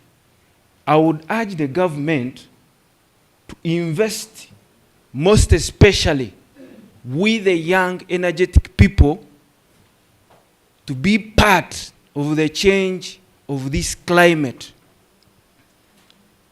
Madam Speaker, as a honorable here, I started an organization known as Riveries Restoration Initiative because it is one of the rivers that supplies over 24 districts in Western Uganda.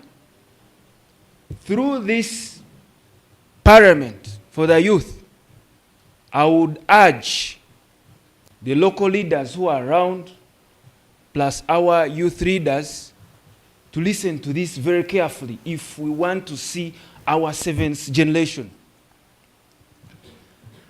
My points are as follows. I would like and would love the government to invest in climate change because of the economic stability and growth. What would I be meaning here? Recently, most of us were held by COVID-19. It was climate change because me as a scientist, when we sat down, we saw how the climate had changed and how this COVID was coming into the people. We found out due to climate change, it was part of that most death of the people who were stabbed by COVID-19. So I would mostly encourage, if they would invest in it economically, we would be very okay, and stability, we would be growing at a high pace. Number 2 is public health. Most of us, if we are encouraged and the government supports us in this climate change and our public health is very okay, I know and I believe we would see our 7th generation. You might be the 3rd, but there are other 4 generations you're supposed to see. How? If each one of us plants like 20 trees, what can happen to the next generation? Because we are seeing our leaders, the elder leaders right now, they are cutting down the trees to die with them. Honorable Nicholas, can we have your solutions? Thank you very much, Madam Speaker. My solution number 1 would be, I would like the government plus the honorable members in the August House to get involved in environmental protection. Another point is, we know most of us, we are in non-renewable energy. I would wish we could come from that ATS, I mean the Africa traditional way of handling the environment, and we go to the renewable energy sector, that at least we are starting using gas, and we see we are not cutting down a lot of trees. Thank you very much, Madam Speaker. Thank you, Honorable Nicholas. Do we have any honorable member that would want to? Yes, please, Honorable Charity.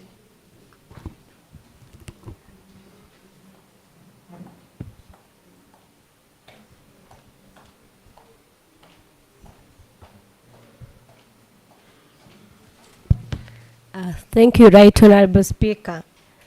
Preamble to this motion has been given by the motion mover. Allow me delve to the solutions directly, and I have a few solutions that are really pertinent and can be done by everyone, including the government. My name is Charity Agaba and I'm a member of the European Union Youth Sounding Board. When I was growing up, we had a club in my school called Piasi. Piasi was inclusive of every student in the school.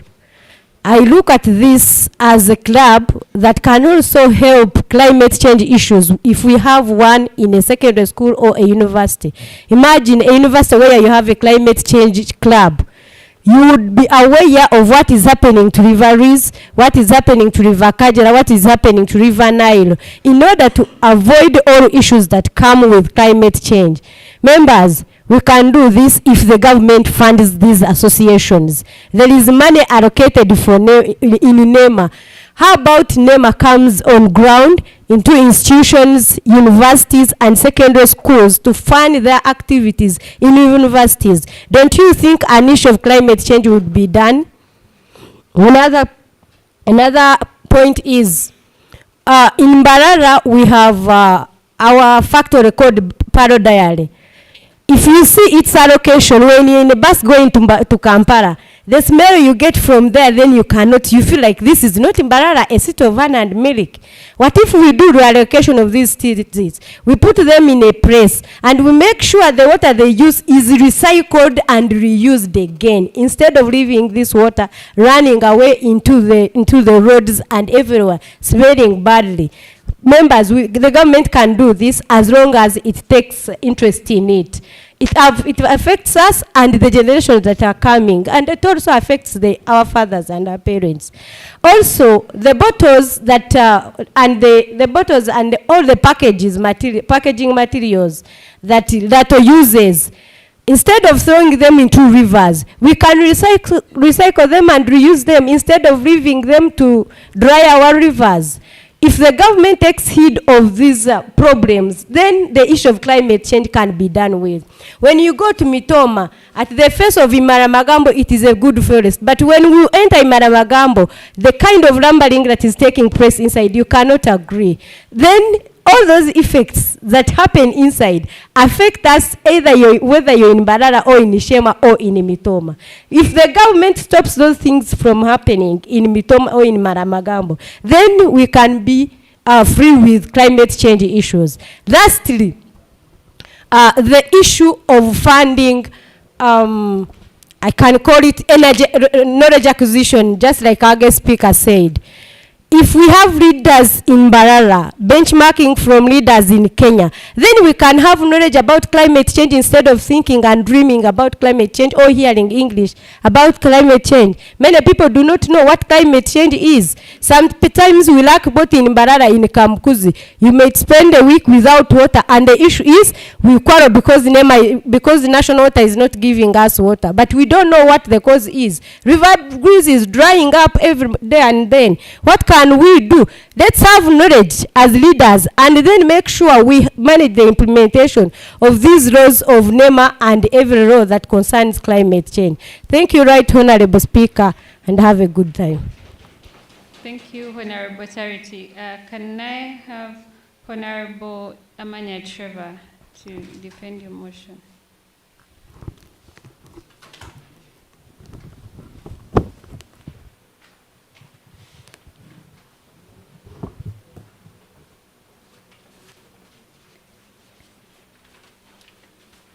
Thank you once again, and good afternoon to you, Right Honorable Speaker, and the August House.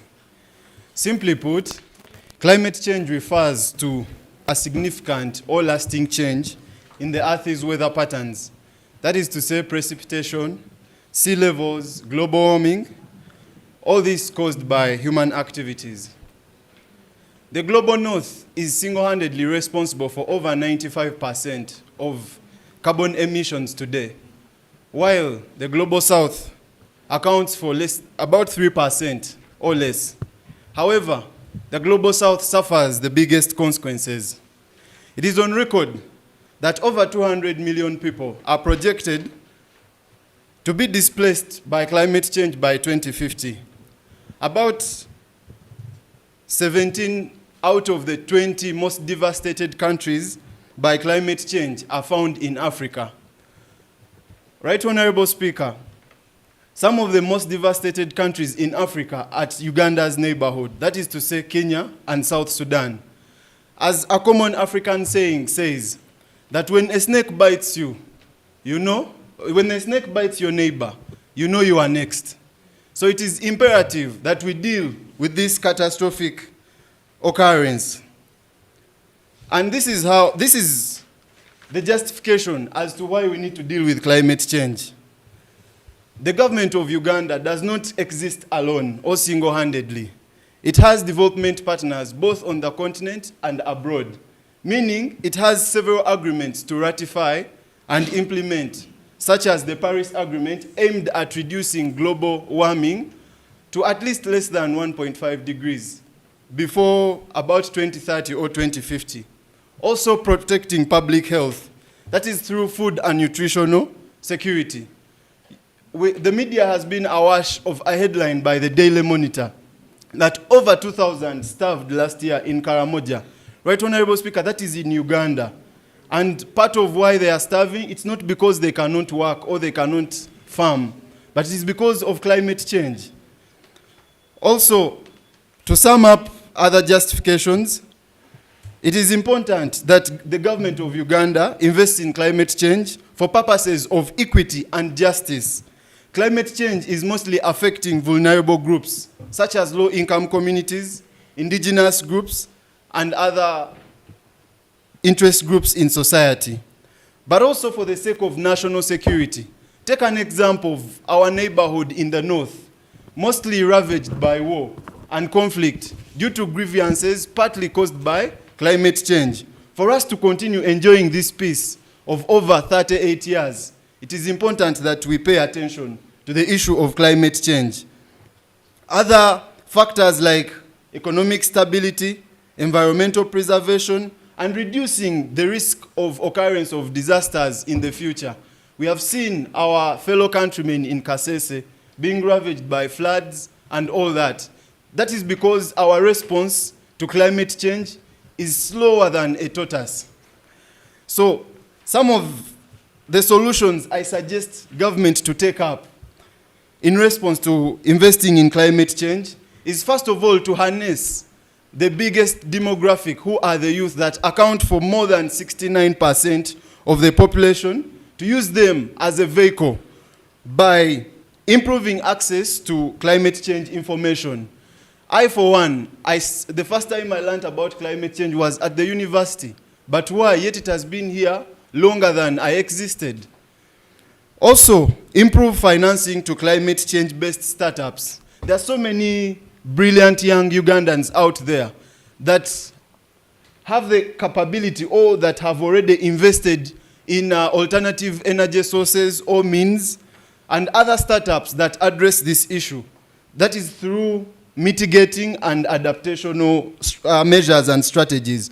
But also, Right Honorable Speaker, we need to gazette local markets such that they are accessible to local Ugandan businesses. This not only improves incomes, but also keeps our money circulating in the country while dealing with this apparent issue, with this very, very critical issue. Lastly, Right Honorable Speaker, I would like to implore this House to create policy frameworks or instruments that enable the young people of this country to benefit from the different incentives and different investment environments that government avails investors that come from abroad. No one holds the interests of this country than its young people, because they will be here and they are also preparing it for the ones to come. As I conclude, I would like to state the prayers of my honorable members of parliament that have, and the different suggestions that have come forward, that the private sector should take up or also prioritize this cause of investing in climate change. As we invest elsewhere also, but we should at least also prioritize this. Another honorable member urged government to invest in young people to mitigate and adapt to climate change through preservation of natural resources, River Easy being the case in point. Government should also invest in climate change, economic and stability programs, the Honorable Charity stated that school clubs like Piase should be resurrected or embraced or armed to avail information on climate change, recycling and reusing of waste, including packaging material, to reduce dumping it on our natural resources, which are the lungs of the earth that you and I benefit from. But also, we should encourage benchmarking visits, that is locally and abroad, to facilitate knowledge sharing and innovations that could be enjoyed by everyone. Right, Honorable Speaker, my last remark is that investing in climate change, first of all, benefits government because it addresses all critical sectors that hold this country together. That is the pillars, and I'm going to state them very clearly. Investing in climate change supports agriculture, supports energy, in agriculture through irrigation systems to address nutritional challenges, in energy through embracing renewable energies, in transport and logistics to reduce our footprint and emission of carbon through burning of fossil fuels, in finance, in work and administration, and the manufacturing sector. This is the next big thing. Investing in climate change is investing in the future. Thank you very much. I beg to take my leave, Right Honorable Speaker. Thank you, Honorable Trevor Amanya. The motion that a motion for a resolution of the Youth Parliament urging government to prioritize investment in climate change that has been moved by Honorable Trevor Amanya and discussed by us, the honorable members in this August House for the 5th sitting of the Western Region Youth Parliament. I would like to ask the August House that for those that are in support of the motion, say aye, and those that are against the motion, say nay. Aye. The ayes have it.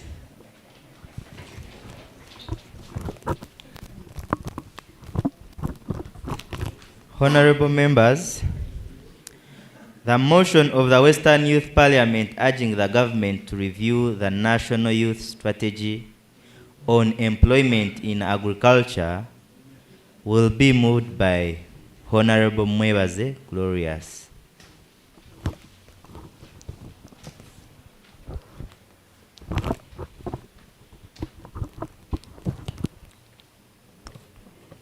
Honorable Speaker, I'm called Mwebaze Glorious from Isinjo District. That's what I'm representing. And I'm here to move the motion of the Western Youth Parliament urging the government to review the National Youth Strategy on employment in agriculture. We all know that agriculture is the backbone of our country, Uganda. But what type of agriculture do we have? Most youth in Uganda are in the names of agriculture, but the agriculture they are carrying on, that's 63% of the youth. They are doing subsistence farming, whereby you have a small garden, you grow food, eat it, you have a cow, get milk and take it. So I'm here to move on the motion. Madam Speaker, I rest. Thank you, Honorable Mwebaze. Honorable Mwebaze that is moving a motion that urges the Western Youth Parliament urging the government to review the National Youth Strategy on employment in agriculture, and she claims that most of the young people that are doing farming are doing subsistence farming, and the government is not looking up to them. So can I have honorable members second this motion?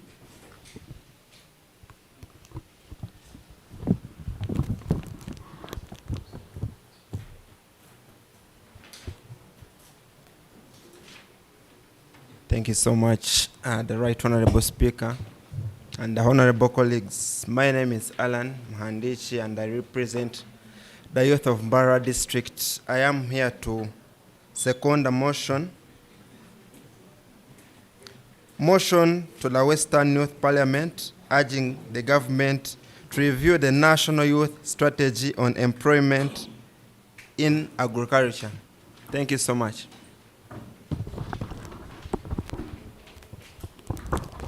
Thank you. Can we have a second honorable second the motion that urges government to review the National Youth Strategy on Employment in Agriculture?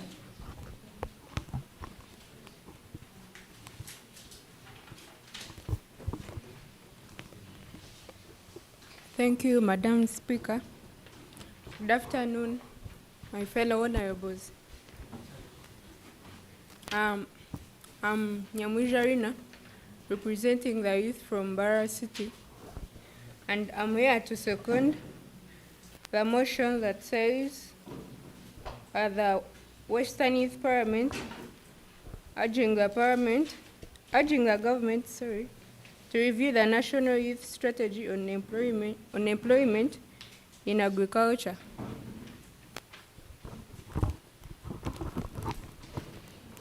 Thank you. After the motion that has been moved by Honorable Mwebaze Glorious and seconded, I am opening up the motion to the floor of this parliament for discussion.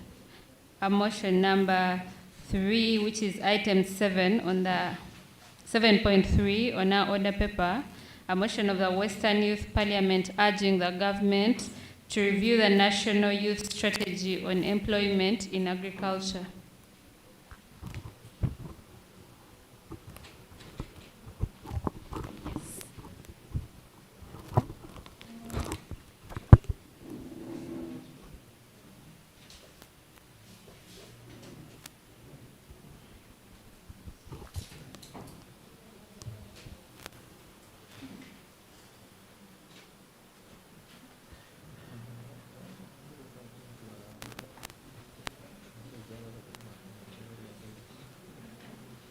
Thank you very much. My name is Gerard Arinitwe, a representative from Mitoma, and I support this motion because of the following. According to the FAO is attached to the UN, Food and Agriculture Organization of the UN. In 2017, it made a research and found out that Uganda is one of the countries that has the youngest populations in the world, with 60% below 18 and 78% below 30. 60% of the youth are unemployed, while 3/4 of the employed youth are employed under bad conditions. Now, this has resulted into This has resulted into the exploitation of labor. Most of the youth go abroad for cheyo, and hence, yet the economy of Uganda, which is basically based on agriculture, is fit for the youth because they are energetic and in good conditions to effectively take up agricultural projects. So, I would, in support of this motion, I would ask the government to empower the youth agriculturally. When you look at the strategy for the youth employment in agriculture, it is guided by the following principles. 1, inclusiveness. 2, non-discrimination. 3, gender responsiveness. 4, innovation and adaptability. 5, multi-sectorial collaboration. 6, and it is good governance. And in the solution, my next point is about PDM. The government introduced PDM majorly to empower the youth. And I would ask, this PDM has not been effectively taken up by the youth because of the reasons that we saw earlier. So I would encourage the government to ensure that the PDM is effectively utilized by the youth, hence in support of the motion. Thank you so much. Thank you, Honorable Jalad. Can Can I have some ladies in the house, or this is something that does not concern us? I am requesting anyone to support this motion or even against this motion, but I would want to hear out from any lady that is in the house.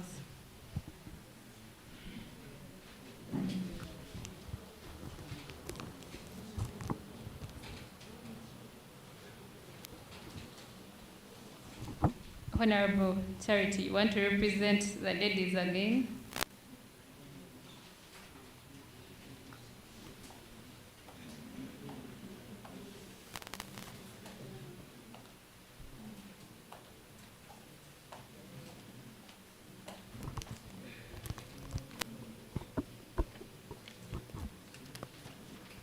Thank you, Right Honorable Speaker, for the opportunity.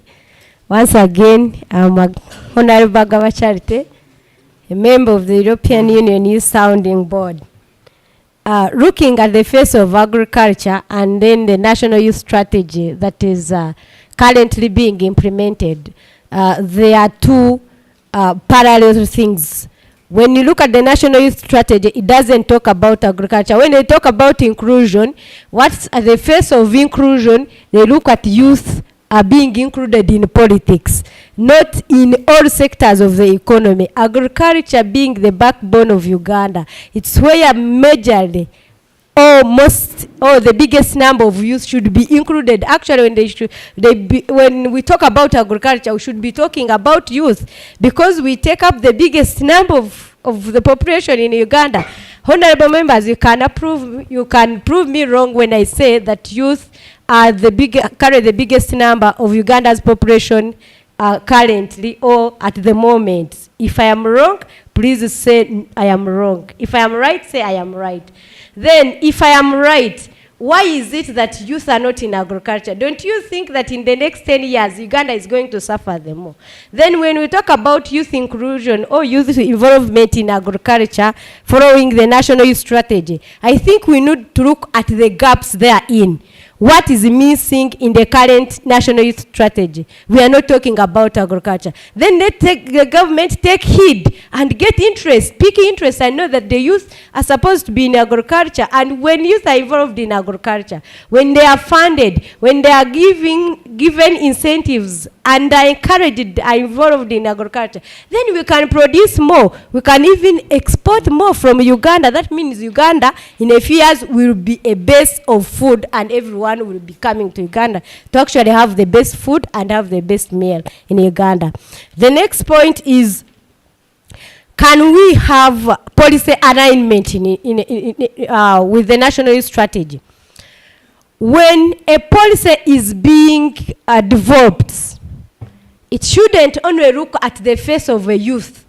Let me call Agava Charity and then look at her because she's a woman. No, you should look at all other aspects. Is she educated? Where does she come from? Where is she staying now? For example, if they are looking at the National Youth Strategy, they should also consider the National Agriculture Strategy. Also look at the National Climate Strategy. Look at all the strategies and make sure you embed them in the National Youth Strategy, so that when we're implementing the National Youth Strategy, it be speaking to all other policies rather than the strategy of youth moving around or moving as a bare policy. The last point, Right Honorable Speaker, is promoting innovation and technology. We can do agriculture because for us, as youth, we know how to do agriculture. We can promote agriculture using our phones. We can promote agriculture using technology. We can even learn things from technology and improve and put them and implement them. How can we use technology, therefore? How can we innovatively promote agriculture rather than waiting for the other agricultural books that we used to read on in P4 that had pictures of our grandmothers putting on vitenje instead of making it look like youthful? Let's promote innovation and technology in agriculture, and that should be done by the government, not us, because we don't have resources, we don't have decision, we don't make the biggest part of decision is made by the government. Therefore, the government should lead us in making these decisions and helping us in promoting innovation and agriculture. Right Honorable Speaker, lastly, the biggest point is on stakeholder engagement. This is a key point, and in most cases, the government makes a mistake and skips this stage. Someone wakes up and they think of a policy, they just put it in place because they have the money and the power without involving the youth. I know if this strategy was developed with the youth on table, with youth from different sectors, with youth from the agriculture sector, with youth from the education sector, it wouldn't be having these gaps. Therefore, the government should always make sure that whenever they are developing a strategy, they should have youth on table for them to air out their interests and attitudes. In that, at the end, when the implementation comes, it is not lagging, it doesn't have so many spaces. This should be a point for today and then tomorrow, because we're living today for the better of the future generations. Thank you, Right Honorable Speaker. Thank you, Honorable Charity. Can I have Honorable Bruce? And Honorable Janina will be the last speaker.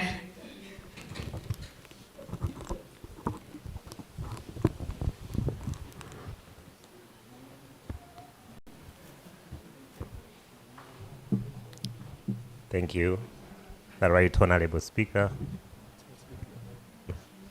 for granting me this opportunity. I'm Bruce Nwagaba. I'm a champion of Young Farmers Champions Network, YouthChan. Therefore, I'm standing here representing the farmers, young farmers in Uganda. I'm a pineapple grower in Ntungamo. But I feel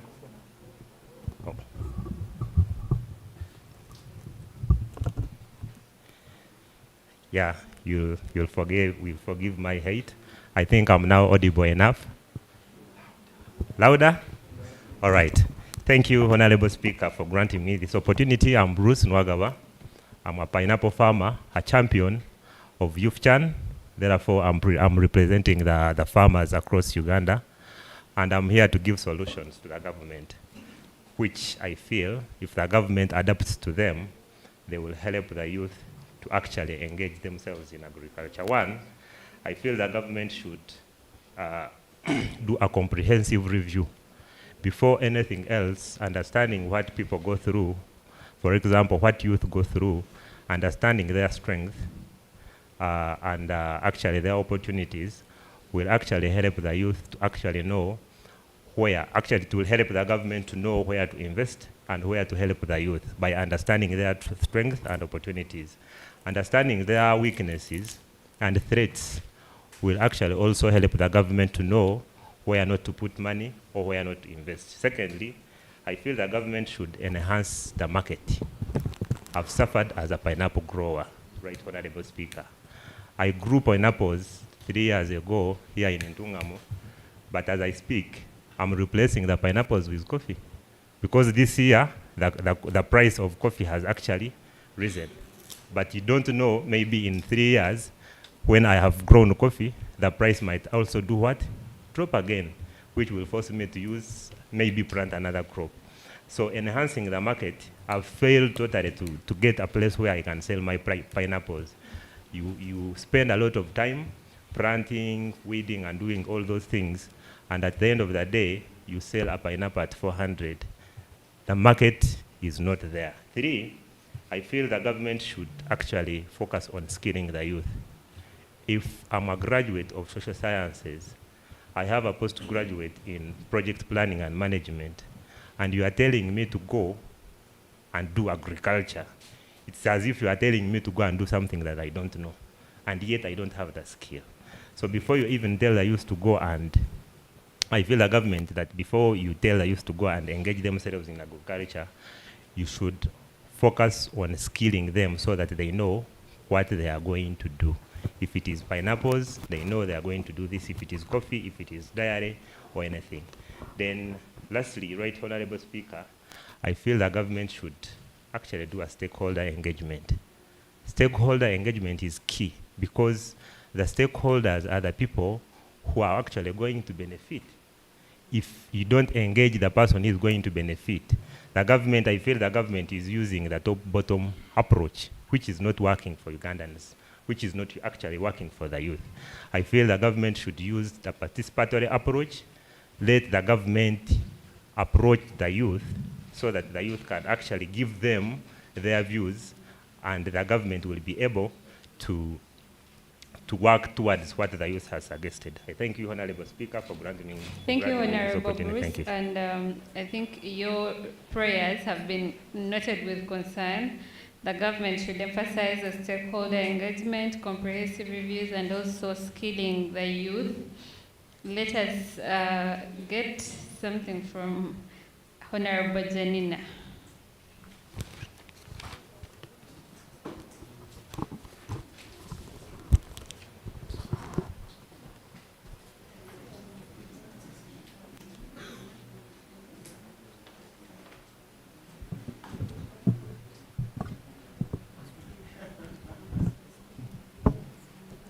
Thank you, Honorable Speaker and Honorable Members.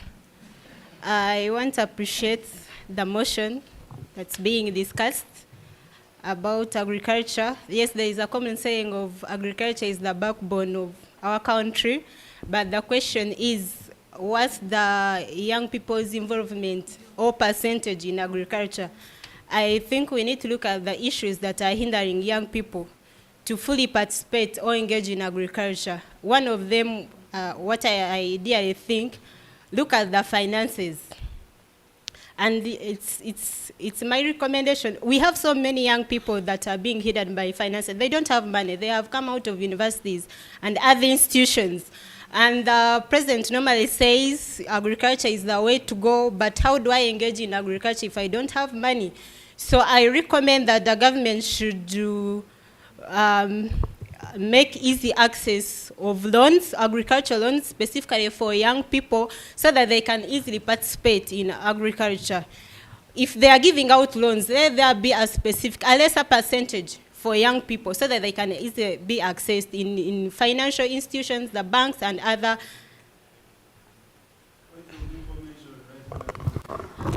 Honorable Speaker, I don't want to be informed. I know what I'm clearly saying, because these are the issues that we are facing as young people. I don't think the honorable members who are in this chamber, I don't think you all have the capacity of the money to set up the agricultural farms and have all that. So I really feel that finances are the issue for young people to participate in agriculture. Thank you, Honorable Speaker.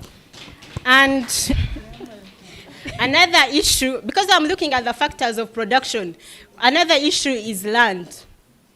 We have to also accept that land has been an issue. Much as young people want to participate in agriculture, into farming, but they don't have land. And what do I empower the government to do? There should be a need for smart farming. But this smart farming, how do we have young people involved in smart farming? There should be trainings, and these trainings should be brought on ground in our sub-counties, in our districts, in our parishes. Let's have these trainings by the technical people. The production officers that we have in our districts, that we have at our sub-counties, they should do that role. They should engage young people so that they get the skills that the earlier honorable member said, because we need knowledge. There's no one, at this time, the agriculture that we are talking about is not the agriculture that we were doing, the parents were doing a long time ago. We are now going into smart farming, we are going into hydroponic. So how do we get that information if you are not trained as young people? So the government should invest in trainings. Thank you, Honorable Speaker. And I'm looking at... Janina, we are running out of time. time. And the final one, Honorable Speaker, I feel the government should make it easy for young people to access the agricultural inputs. We are looking at value addition. Value addition, we need machinery. But the machines and the other inputs that are needed, all the materials, they are very expensive.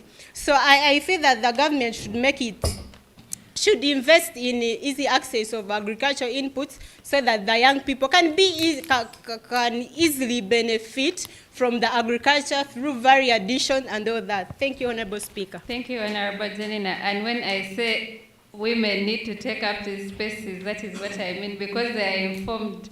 As a young farmer, I also feel like she was not able to actually say out what our problems are clearly, because capital has been one of our biggest challenges, which she highlighted clearly and did not need information on that. So I am going to request Honorable Mwebaze to come and say her prayer for this motion as we move on to the next motion.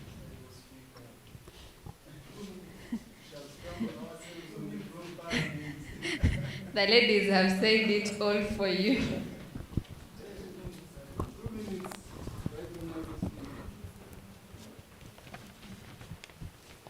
Honorable Speaker, thank you once again. I'm Glorious, and I'm here to give the prayers for our motion,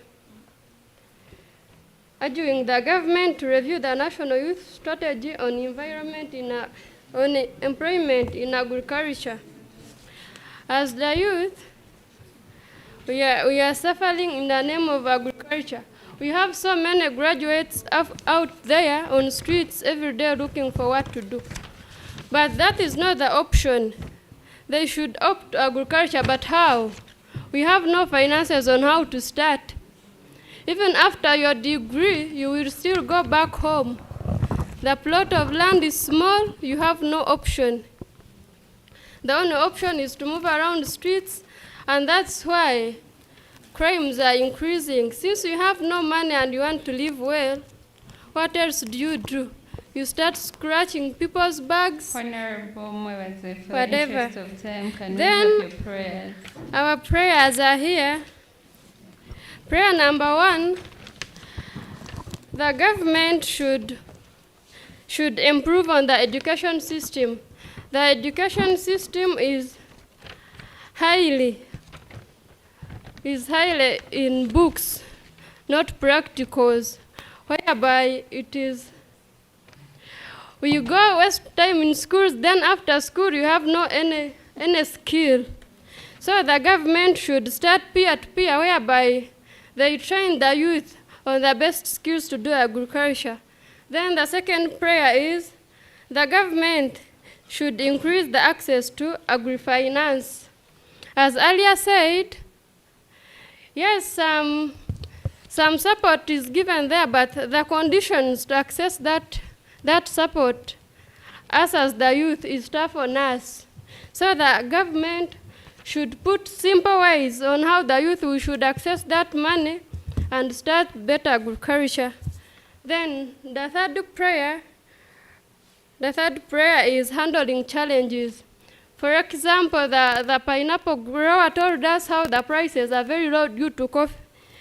So the government should take charge of price fluctuations so that we keep in market climate change, so that we should not go out of the seasons. When it is too sunny, let there be we get crops and we continue farming. Then once again, the next prayer is reduce taxes. The government should have a limitation of the tax rate put onto the youth who are in agriculture. Because you will not be the banana grower who pays 10% of your profits as tax when still you want to keep investing in the business. So I call upon the government to consider youth first in agriculture so that we can develop ourselves and we leave streets. Thank you. Thank you. Thank you, Honorable Mwebaze Glorious, and with your prayers that have been noted carefully on a motion of the Western Youth Parliament urging the government to review the National Youth Strategy on Employment in Agriculture, and which has been tabled on this floor of Parliament and discussed, I am requesting this August House to continue and completes the whole process. If you are for the motion, say aye, and those that are against the motion, say nay.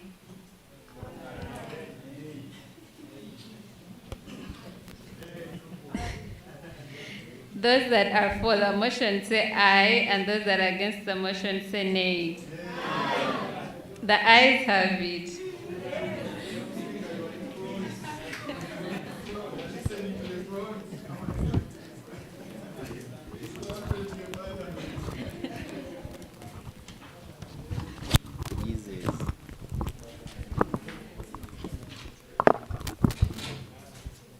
The next motion, motion of the Western Youth Parliament urging the government to enhance youth relevance of youth representative. Motion of the Western Youth Parliament urging the government to enhance youth relevance of youth representative structures like UNSA, which is Uganda National Students Association, NYC National Youth Council, and IYOP, which is Interparty Youth Forum, will be moved by Honorable Promise.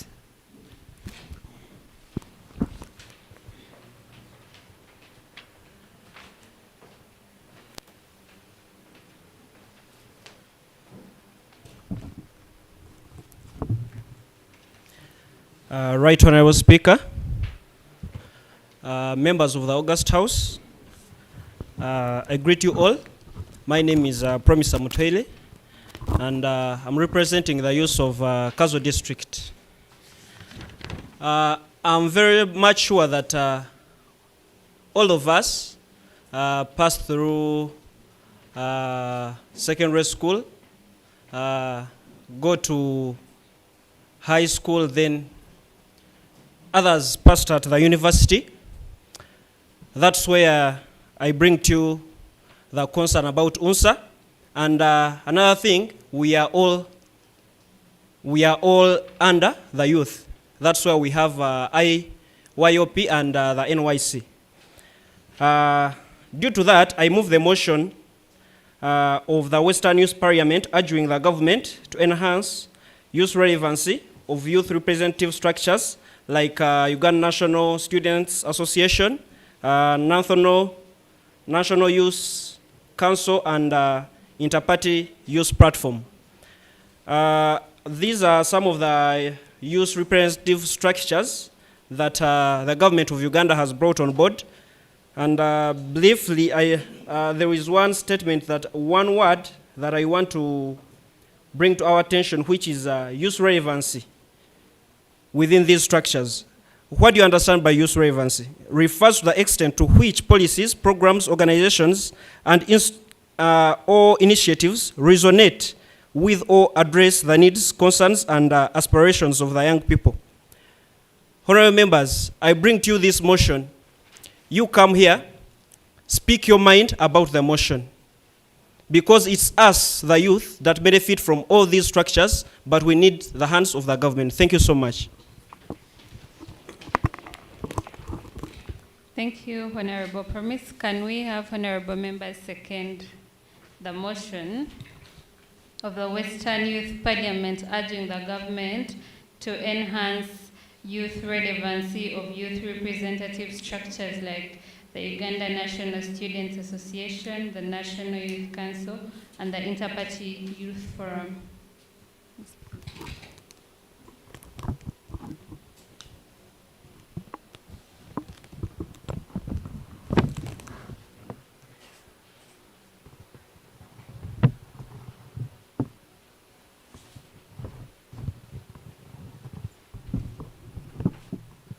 Thank you, Madam Speaker.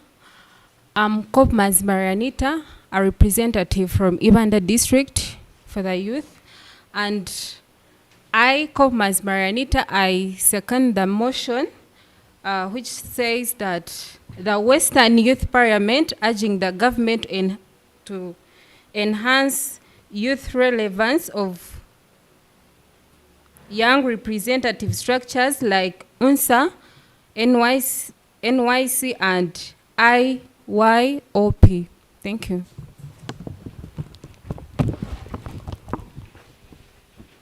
Can we have a second honorable to second the motion?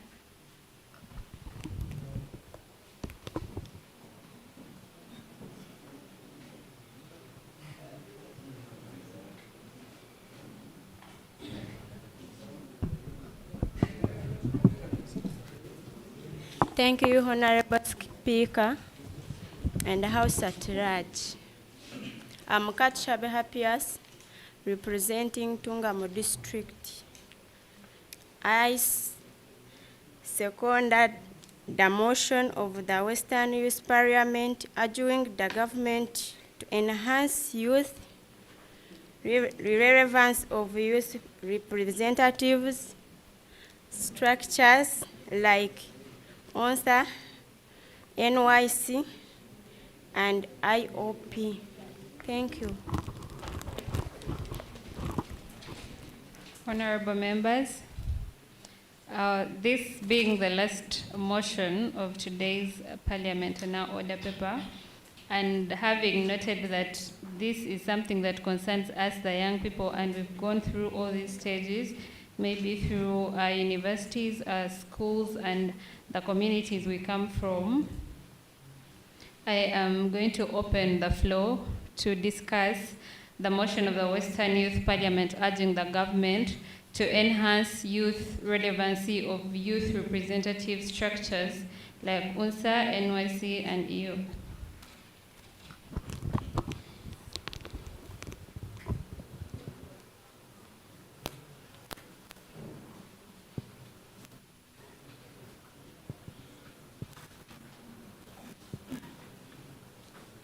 Thank you, Honorable Speaker.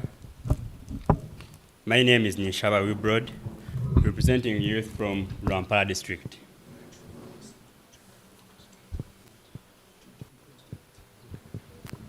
I'm here to debate and discuss about the motion that has been put on the floor of this House that urges the Western Youth Parliament to urge the government to enhance the youth relevancy of youth representative structures like UNSA, NYC, and IYOP.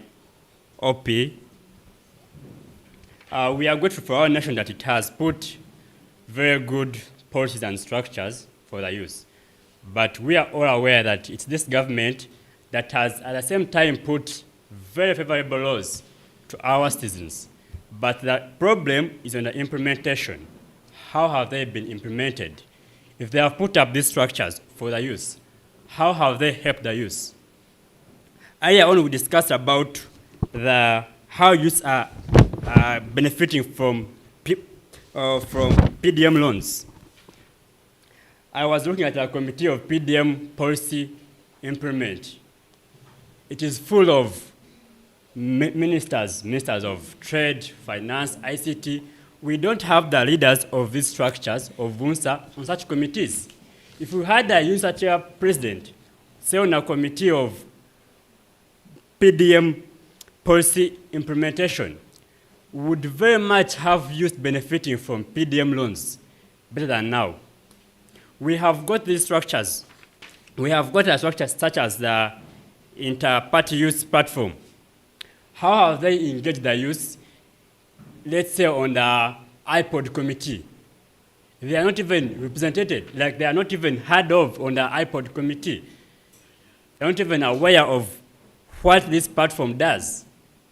Yes, we are grateful that they have been put in place, but let's now look at how have they impacted the youth, how are they being implemented, and how are we youth benefiting from this. I therefore conclude by saying that let these structures be given a chance to represent the youth on higher committees of the government, and let these youth have more opportunities, maybe to be appointed such as the youth ministers. We have the youth minister in charge of the youth and gender, Honorable Balam Barugahare, who is 44 years old, but he's representing the youth. And we are here, very young and brilliant, but we are not being given such opportunities. So I therefore call upon this House to urge the government to give these structures more powers and opportunities to present youth. Thank you very much. Honorable members, your say is that youth are not being actually considered when it comes to representation on higher platforms. I am going to have Honorable Collins have his submission. Thank you, Madam Speaker. Hebwa Collins Bills. I represent students at National Youth Council. I'm happy that we are having such a motion on our floor today for us honorable members to discuss about. I've been following keenly because I didn't want to first intervene, but are we aware that we are also part of the problem as young people? Maybe it is a question for another day, but we are also part of the problem. But let me get into UNSA and NYC. So these are bodies that are made for us as young people, but what are we using them for as young people? What are we doing in support of their purpose and why they were established? I was recently reading through the National Population Authority that 8.8 million 8.8 million young people between age of 16 to 26 are neither employed nor in education or in any training. You can imagine 8.8 million young people from 16 to 24, and we are the bracket. I recently in June I represented Uganda in COMESA for the establishment of NYCs in COMESA region. We have the best structures. These people could not imagine that we have such structures, but why are they not functioning? Maybe if we go for such engagements, we don't ask the whys. We ask for how much transport do we have. Are you aware that we have a problem or we are the problem? And how do we engage the government? Of course, I can't move away from here without some solutions that I think we as young people, we can engage the government. Today I happen to be here, but I phoned the clerk to the speaker. It's the chairperson of Mbarara city. But if we could ask, anyway, let me leave that for. So, as young people, we have a role to play. So, and I think the government has put up policies. So, how do we engage these people? We have youth MPs in parliament. We have every region represented. Actually, we have 5 MPs as young people below 30. But if I may ask, have you ever had a platform, like such platform that we have the Western Youth Member of Parliament having our issues, the problems we have as young people? So why don't they attend such platforms?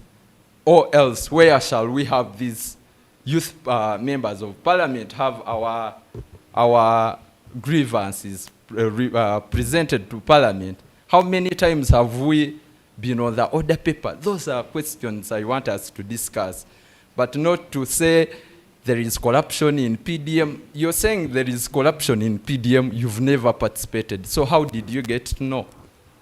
You're saying we are not catered for, but we have 30% of the PPDA Act favoring us young people. We are the youth. We are given at every district, there is 30% of the contracts protected and ring-fenced by the young people. Do we ever move out of our schools with our projects and take part into this? Or we just say youth are not presented? I remembered one thing we talked about, some honorable talked about we don't have funds. Every youth will ever cry for funds, for capital. Every youth will ever. He represents Mbarara district. Even chairpersons will go for national nationals won't discuss anything capital.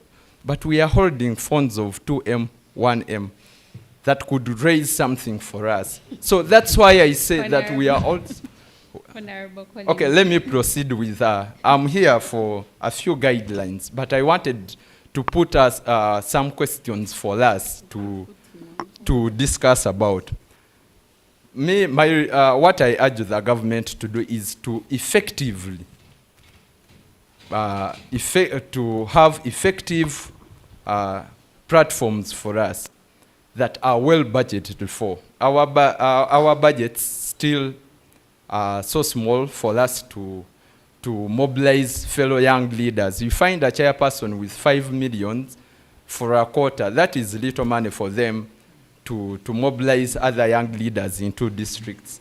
Then the capacity building platforms like such. When we are here, we are sharing and we are learning. We put questions for us as our generation. Then 3, I wanted us to, the composition. Are we having our generation, our fellow young people represented at every platform? And how should we engage them? If we strike that you're becoming opposition. Me, my party is youth. I'm a youth, so I belong to a youth as a party. So if we still have problems that we face as young people, how should we present them? Then to the such platforms as Faraja does and any other sponsors, after discussing, do our resolutions stop in the rooms we are in?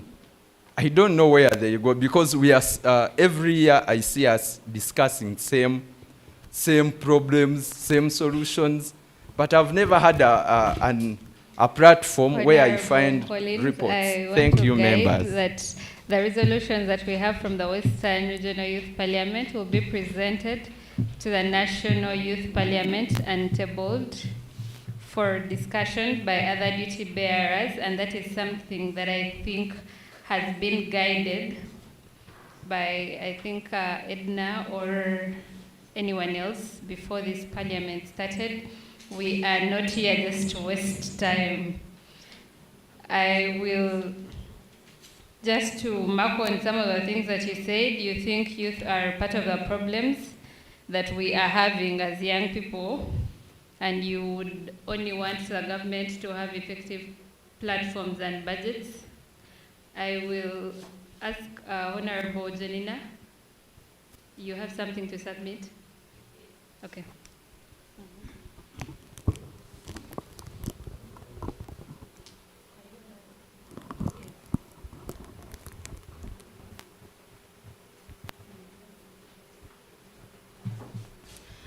Thank you, Honorable Speaker. I want to start by differing from what the previous honorable member said, that we don't have space, like our issues do not appear on the order paper of the parliament to be discussed. But I want to remind you that that's why we are here. You should first appreciate that we are having the regional youth parliament. And from this, then the resolutions go to the national youth parliament, where we have majority of young people participating. I think that's the space that we need to appreciate as young people, being provided by the developing partners, the Faraja Foundation and other stakeholders, that we also get a chance or an opportunity to discuss our issues as young people. Another thing about the structures, I feel like these structures are not being effective. They are just there. They have been put by the government, I think, to blind us as young people. If I may say, we have structures of young people from LLC 1 or the village, LLC 2, which is parish, in the urban setting, and the division and sub-county in the village setting. So, but how effective are they? How many times do these people sit and discuss issues that affect them as young people?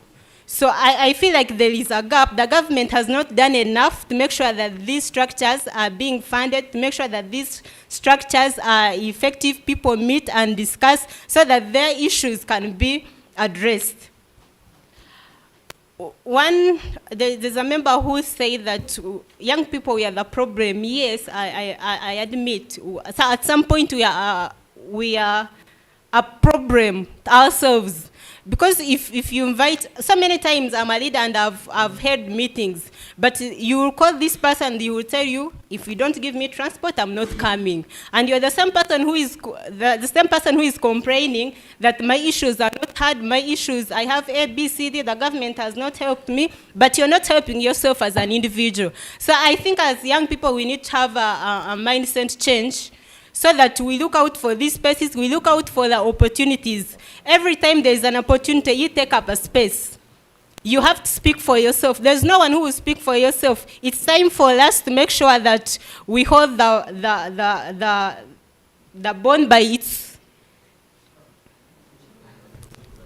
horns. Yes, to make sure that we create a change. These things will not fall from heaven. There's no, there are things that we need to do as young people. We have the capacity, we are the majority, we have the numbers. But what are we using our numbers for if we cannot create change for ourselves? Thank you, Honorable Speaker. Honorable Janina, before you leave the platform, can we hear your possible solutions that you want the government to enhance youth relevancy? Honorable Speaker, thank you. I talked of structures not being effective, so I call upon the government to make sure that they don't just create structures for the sake of structures and impressing young people and exciting them. Let's have these structures financed. Let's have a budget for young people, for these structures of young people, from LC1, LC2, LC3, up just like how they finance the National Youth Council. So why not finance the LC1 structure for young people? Because the issues do rise from the ground, from the LC1. They don't come from the national to the LC1. They come from the LC1. So it should be the down-up approach, not up-down approach. Thank you, Honorable Speaker. Thank you, Honorable Janina. I think youth should be financed at all levels. Youth structure should be financed at all levels. I will have to, yes, Honorable Adonia.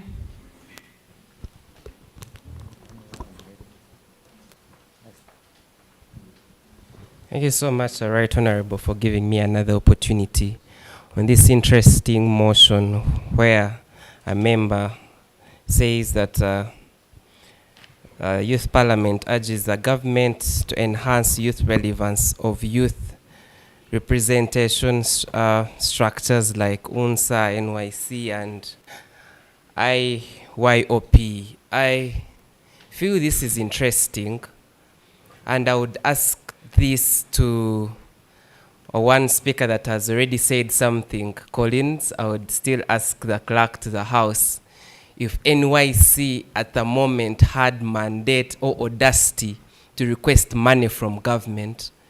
If we asked for 800 million, do we have the capacity now to seek for relevance from government? If UNSA, the way it spends money, does it have audacity to request money from government? If IOP spends money the way it does, do we have the audacity to spend that to seek for relevance from government? What am I trying to mean? There is need to start looking for solutions amongst ourselves as the youth.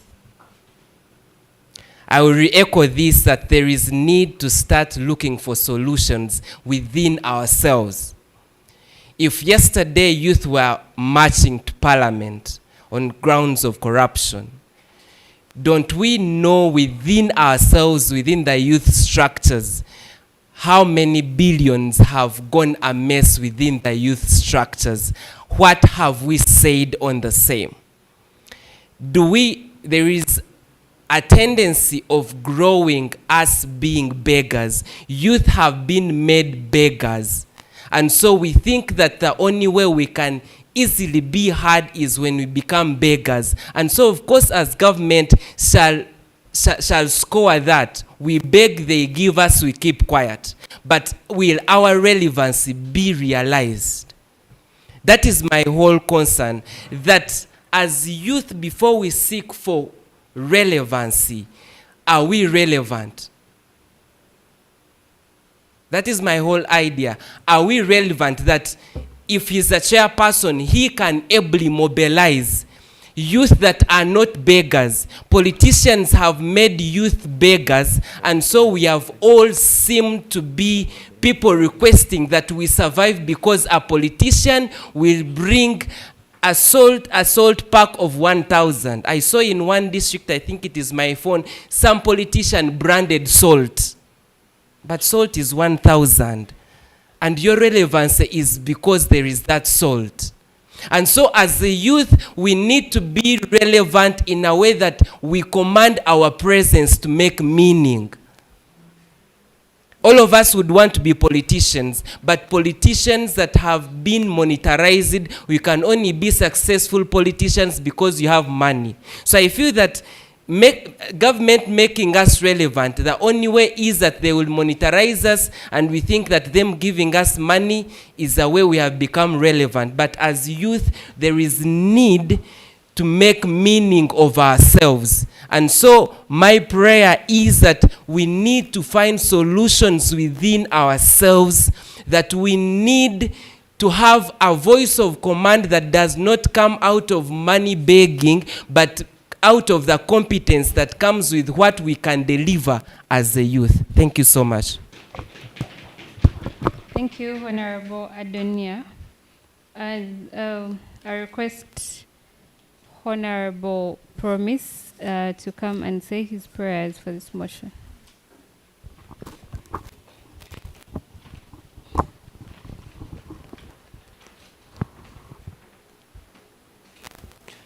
Thank you so much, Right Honorable Speaker, and the honorable members for taking part in the discussion of the motion that was saying Youth Parliament, Western Youth Parliament, urging the government to enhance youth relevancy of youth representative structures like UNSA, NYC, and IOP. Before that, I'd like to appreciate the interpreter here. He's really doing well. To those that are listening and to those that are hearing us, I would want also you people to appreciate the speakers that have just left this press, because all they were giving out were things that continue to affect us as the youth, that really need implementation from us and a hand from the government. I would want to tell us, especially those that are hearing us, because some people are just listening, UNSA, NYC, and IYOP. What do they mean? Why were they formed? Let's say UNSA is recognized by the Act of the Parliament that aims at serving all students of Uganda at post-primary level of education. The post-primary level of education, that is ordinary level and advanced level, then universities, plus higher institutions above. But as the youth, have we benefited from it? As students, have we benefited from UNSA? Someone may say yes, and another may say no, depending on how they've gotten engaged into the system, into the structure of UNSA. Every year, we always have elections, right off from the district, then to the national level. Have we, as the youth, questioned our leaders, the people that we put at the national level, either at the district level? Have we questioned them? Have we followed them up? Have we requested for accountability on how it is performing? We subscribe to UNSA. Do we request for accountability of what the money that we give them, what does it do? Actually, before I even go any further, how many of us in our secondary schools, specifically the Western Uganda, how many of us knew that UNSA existed by then when you were still in high school? By yes and what? I and what? Yeah, I and ne. How many of us knew that UNSA existed at the district level when we were in high school? Right Honorable Speaker, I want you to agree with me that the nay is winning this. This is our part as the youth. We elect them into power, but do they come back? As the government, what are you doing? You know that there is a structure called UNSA. Have you followed it? Do you know what it is doing, or you just know that it is there, it has a patron, it has the structures, they elect, they vote, that's all, they have money. Do you follow up the money? Okay, you release money for the youth, and I believe UNSA as a structure it also receives. Do you continue to ask where does that money go? Recently, they were holding UNSA district debates in the schools, and they requested people to give money to facilitate the schools that were going to participate, to facilitate themselves in the debates. Was it realistic? These are the schools that subscribe to UNSA, and then you again request them to give you money to participate. Honorable members, I want you to agree with me that even us as the youth, even us as the stakeholders, we still have something that we need to do on the youth structures. Let us not sit and just wait from the government to tell us what to do. Yes, we can use the government on following the leaders that we put in those structures, but then us as the youth, what if the government fails? We are seeing even itself as the government, it is collapsed. What do you expect? Honorable Promise, we understand as young people we are very angry and we have so many grievances, but as one of the mandates that we are here for this sitting of the 5th Western Youth Parliament is to have solutions that are going to help both me and you. My prayer is that you give us your prayers and what you would ask the government to do in regards to the motion you're moving. Thank you so much, Right Honorable Speaker. First of all, when I'm bringing my prayers, I'll start with digital literacy and engagement. We are the youth that are very much online. We are living in the era of digital. We all have phones, smartphones. Some have iPhone 15s. But then, has the government come up to engage the youth under the digital platforms so as they are engaged? Let's say there is a motion about climate change. Let's say there is a motion about UNSA. Is the government coming in through our youth leaders to engage us under or through those platforms? I will urge the government to use the digital platforms to help the youth in attaining what they want. Then also there is what we call global perspective. Global perspective, I will also encourage the government to facilitate the youth within, like to participate the youth globally. Let's say the youth of Uganda, UYC wants to, okay, they want to pay a visit to China and see how the youth of China are working. What structures are they having? How have they benefited from them? In one way or the other, the youth of Uganda, the youth from here, Chitagwenda, will also gain a lot from the people of China, the youth of China. Then I also have skill development and capacity building. One of the honorable members spoke about it. I will also encourage the government of Uganda to come up with such things, skill development and capacity building. We were 78% as the youth from the concluded national census. Out of that, there is that portion and the highest portion that is still unemployed, as one of the honorable members here said. Has the government come up to skill the youth or bring capacity building initiatives? Yes, let it come in that order. Let it come in that manner, so as also the youth can attain something from the government. There was also a point of policy influence and implementation from one of the honorable members. Let the government call upon the youth through our youth leaders to also come through and engage in policy implementation. Therein we shall have created policy advocacy. It will also reach to someone who is there in the village, who is the chairperson at the cell, chairperson of the youth at the cell. Right Honorable Speaker, plus the honorable members, I beg to leave. Thank you so much. Thank you, Honorable Promise. It is with great pleasure to inform this August House that we've successfully completed the 4 motions that have been put on our order paper. And the 4th motion of the Western Youth Parliament urging the government to enhance youth relevancy of youth representative structures like UNSA, NYC, and the Interparty Youth Forum that has been discussed by all of us. I want to request the August House that for those that are in support of the motion to say aye, and those that are against the motion to say nay. Aye. The ayes have it.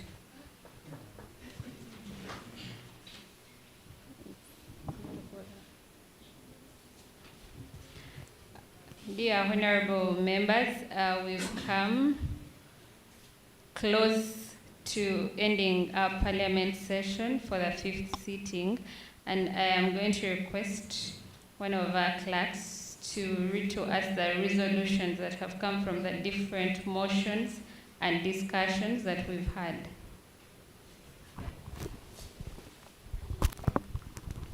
Thank you, Honorable Speaker and honorable colleagues, for the debate. I know we are out of time, but we are going to be brief. These are the resolutions the House agreed on. If I mention any that I pointed out myself, you feel free to point it out. I'll remove it. Yeah, so the first motion was motion of the Western Youth Parliament urging the government to enhance access to PDM loans and agricultural services for youth, and this was moved by Honorable Adonia. Some of the resolutions were: the government needs to change the dynamics to ease the access of the PDM loans for the youth, especially those with no group recommendations, no identity cards, and also allow the youth to always represent their voices in the PDM committee. The youth also urge the government to waive of taxes that are in agribusiness enterprises. And the second motion read, motion for the resolution of the Youth Parliament urging the government to prioritize investment in climate change. And and this was moved by Amanya Trevor. The House also agreed that the government should correlate with several institutions that implement the climate change activities. For example, in harnessing and also trying to look out for youth groups that are participating in fighting climate change. One of them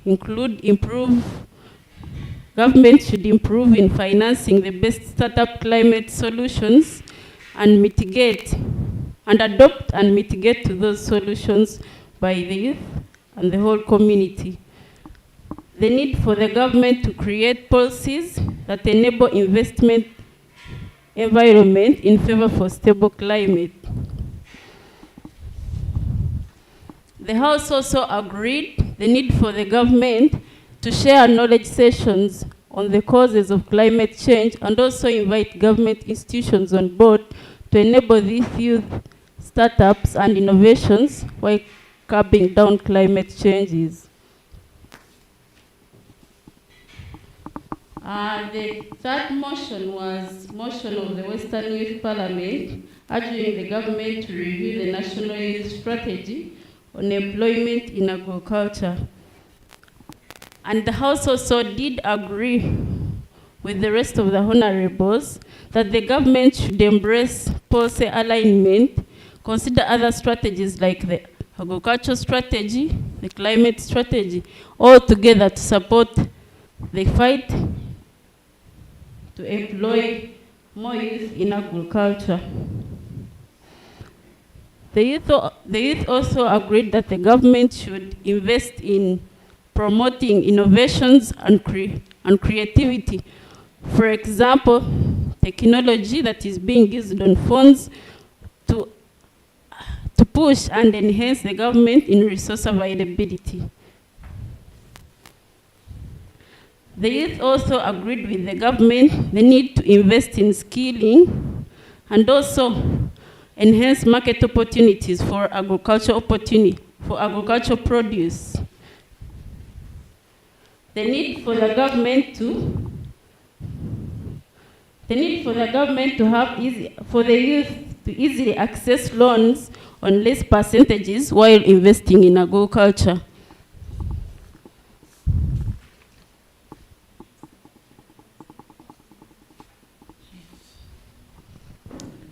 The fourth motion read, motion of the Western Youth Parliament urging the government to enhance youth relevance of youth representative structures like the NYC, the National Youth Council, and the Interparty Youth Platform.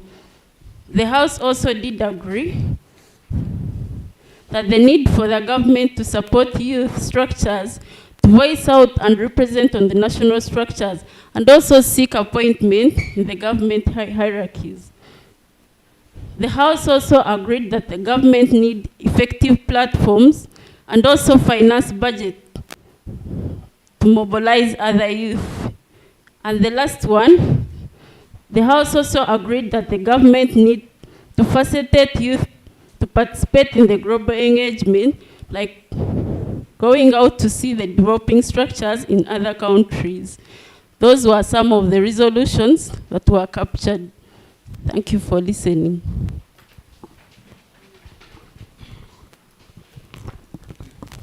Honorable members,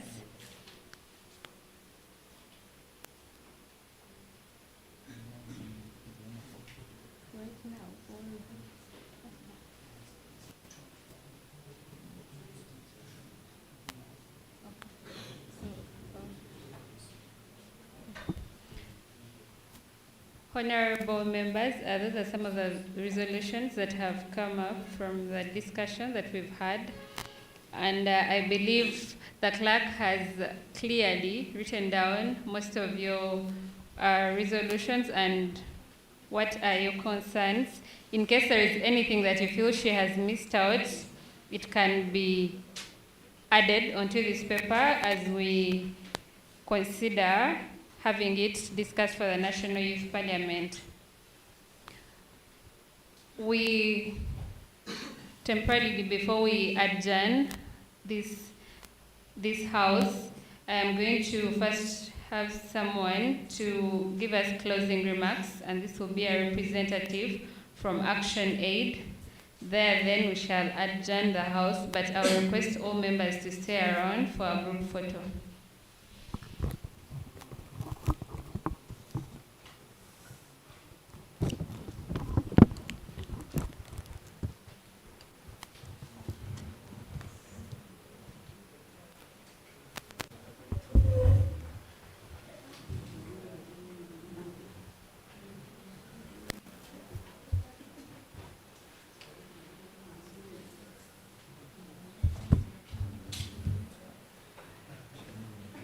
Thank you very much, Right Honorable Speaker and the clerks. I want to begin by congratulating you for being elected and steering the House amazingly well up to this moment.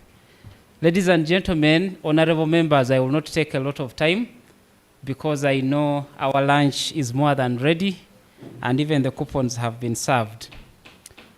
My name is David Nyaribi. I work with Action Aid International Uganda under the global platform as a leadership and governance specialist. And I also support GOLD, which is Global Organizing and Leadership Development, as well as Activista, which is not yet in the West, but we are intending to extend our wings to this side. But currently we are extending through the Uganda Debate President's Council, where we have members in Mbarara University, Bishop Stewart, and also now extending into Fort Porter and other places of West and Southwestern Uganda.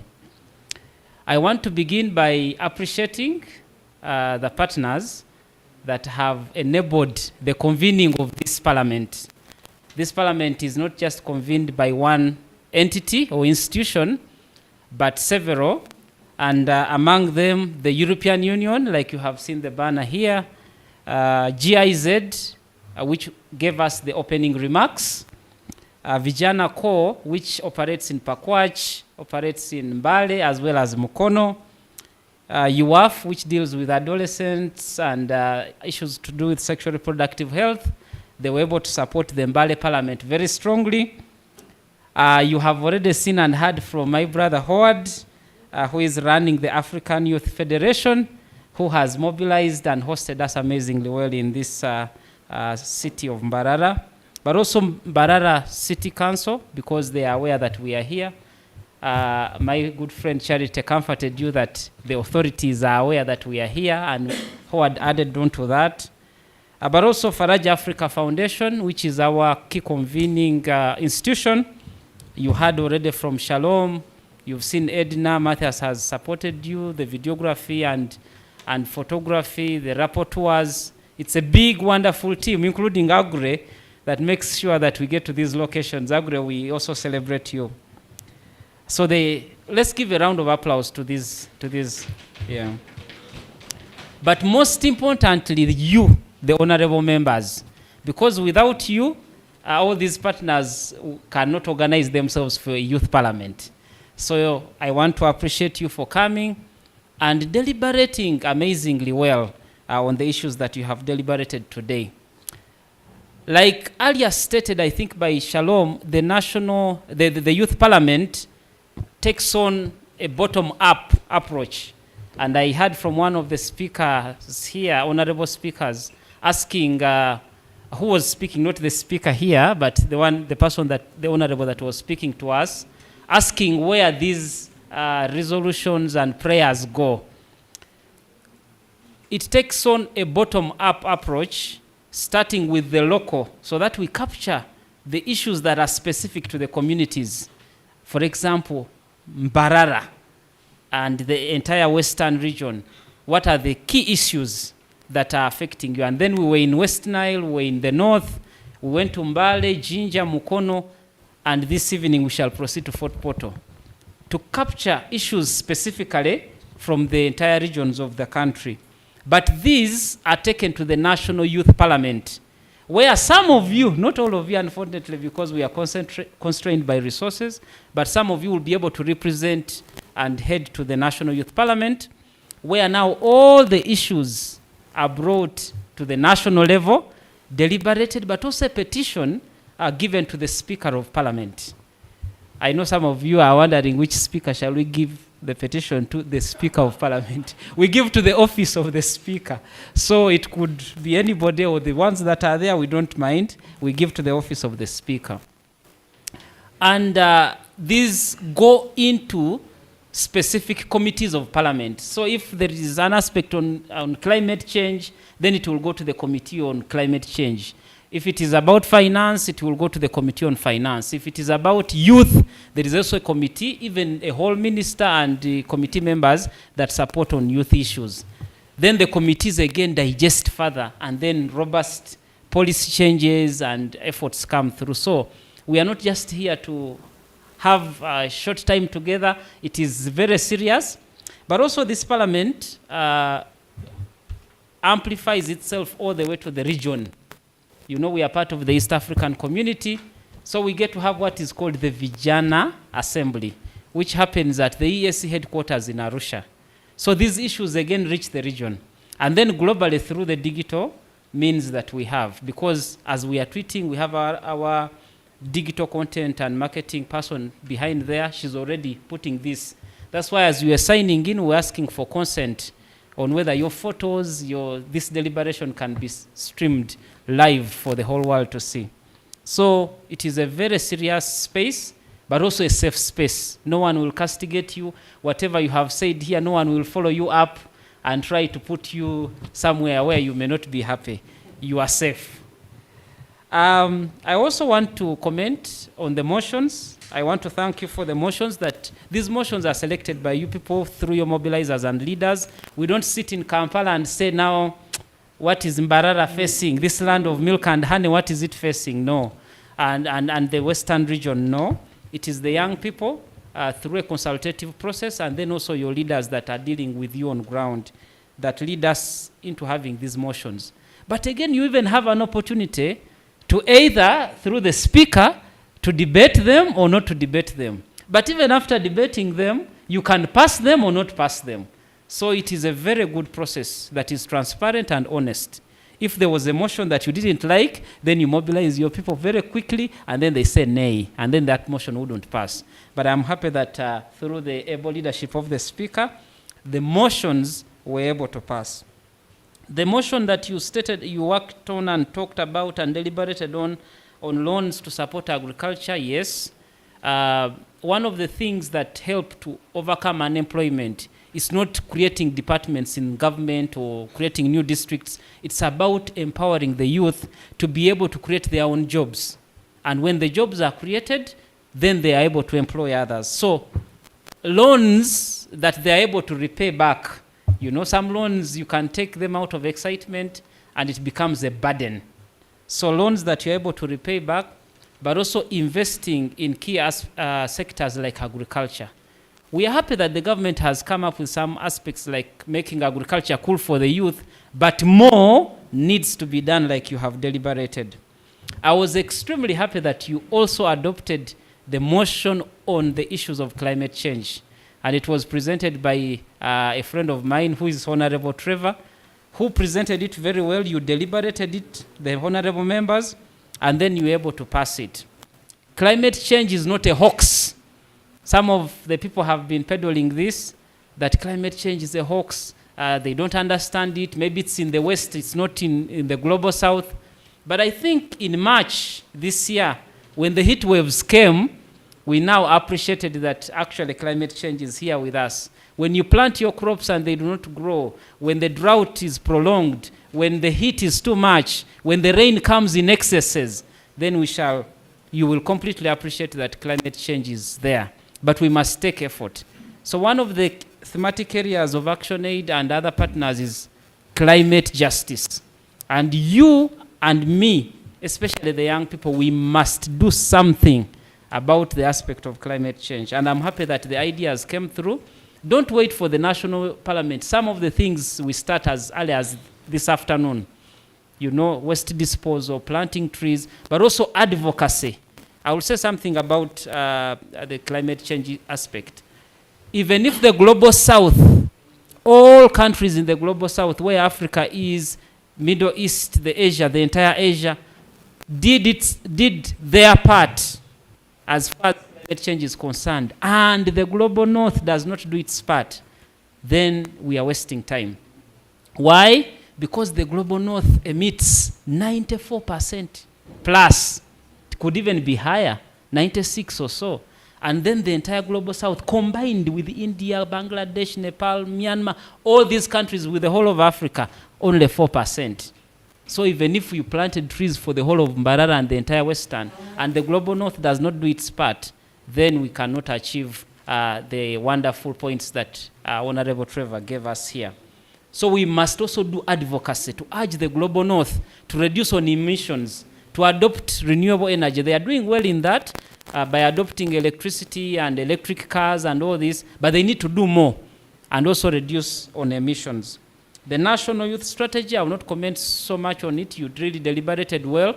There is need for review and also awareness. I was happy with the Honorable who put it to you that how many knew about UNSA, how many knew about some of these other spaces. There are also spaces I never got to know about until I go to Kampala. But is that a good thing? No. We must be able to percolate all the regions and have information with the young people. Sometimes you see a youth conference in Kampala, people have attended, and then you wonder how they got there. So this information must trickle down to all the regions. The fourth motion was about representation, which I have already commented on.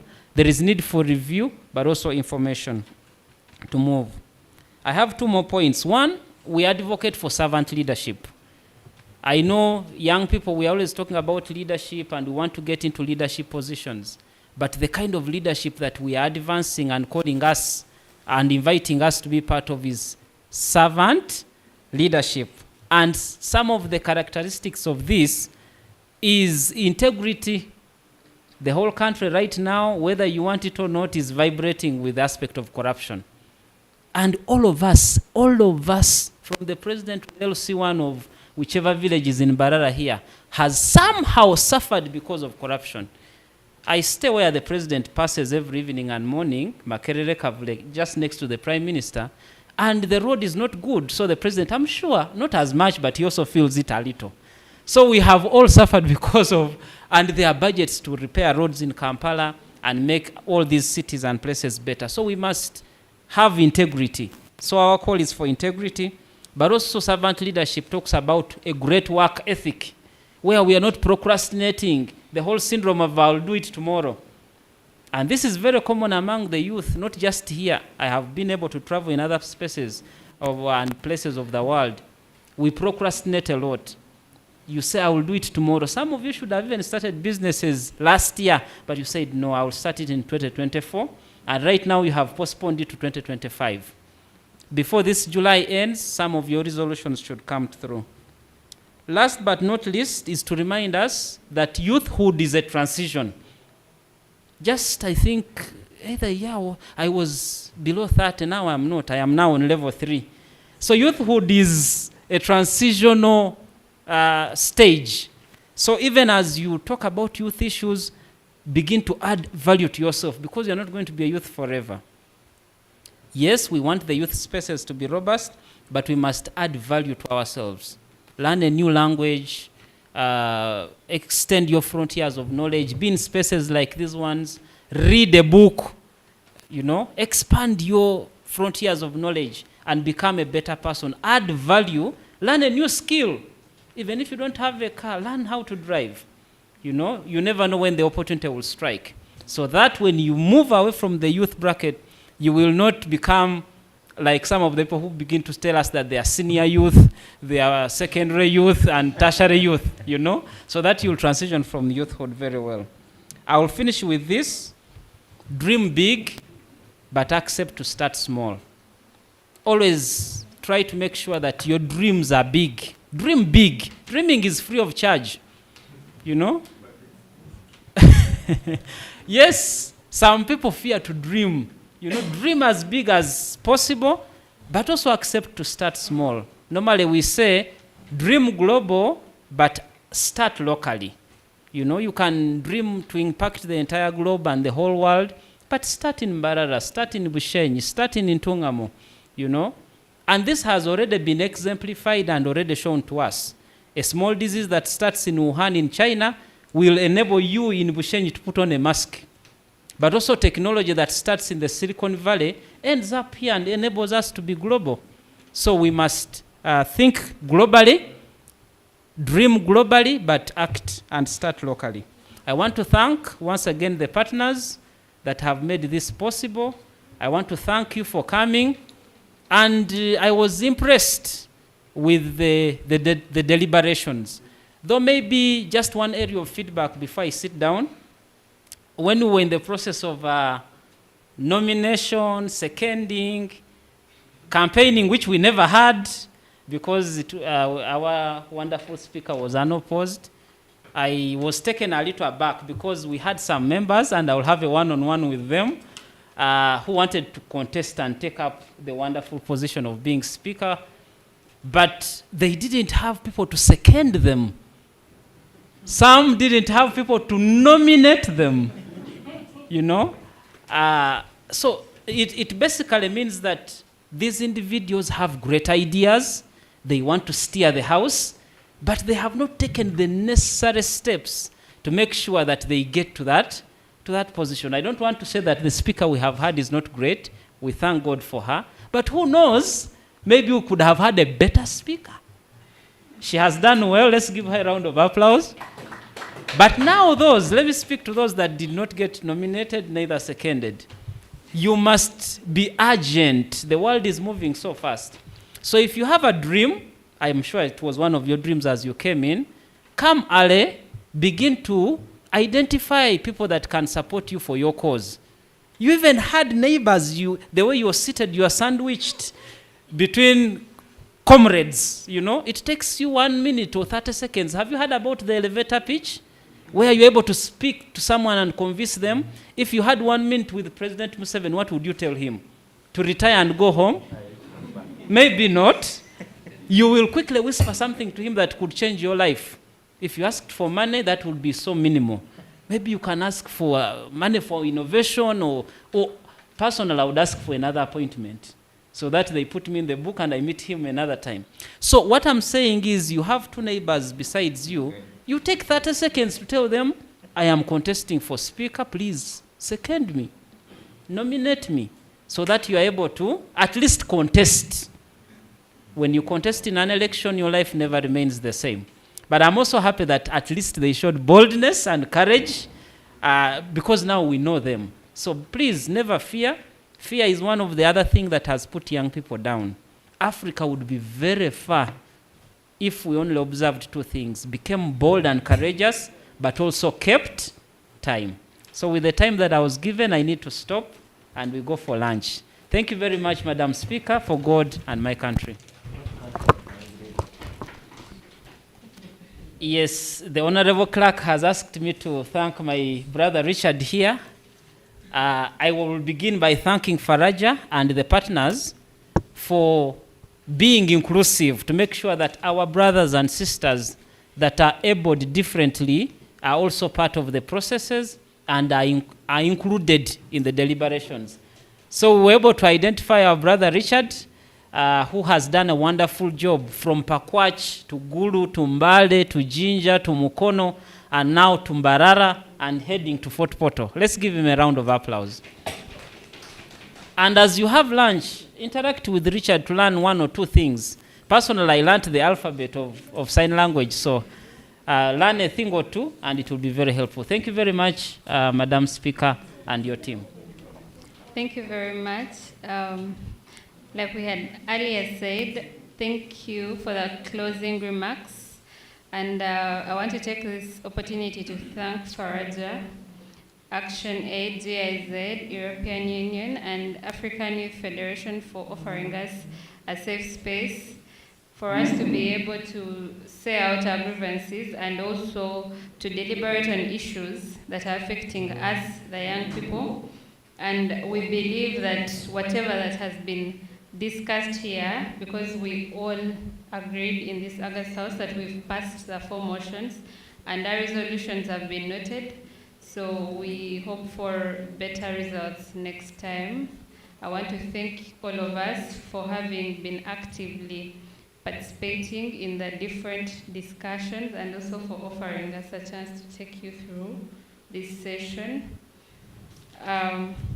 Before we go, we are going to have a group photo as Aria communicated, but the parliament session has come to an end, and by the powers entrusted to me as the speaker for the 5th sitting of the Western Youth Parliament, I will adjourn the House as we move on for the group photo. Thank you.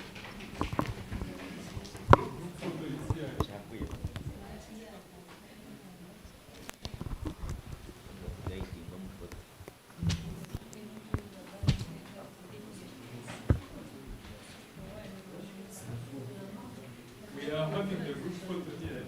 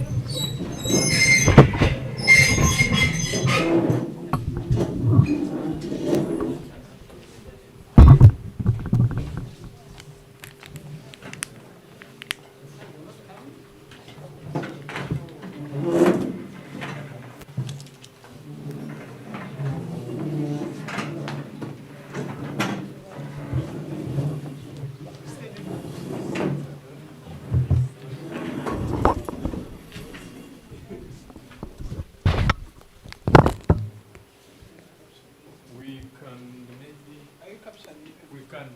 How do you sit here? David. You can sit here. David, ukuja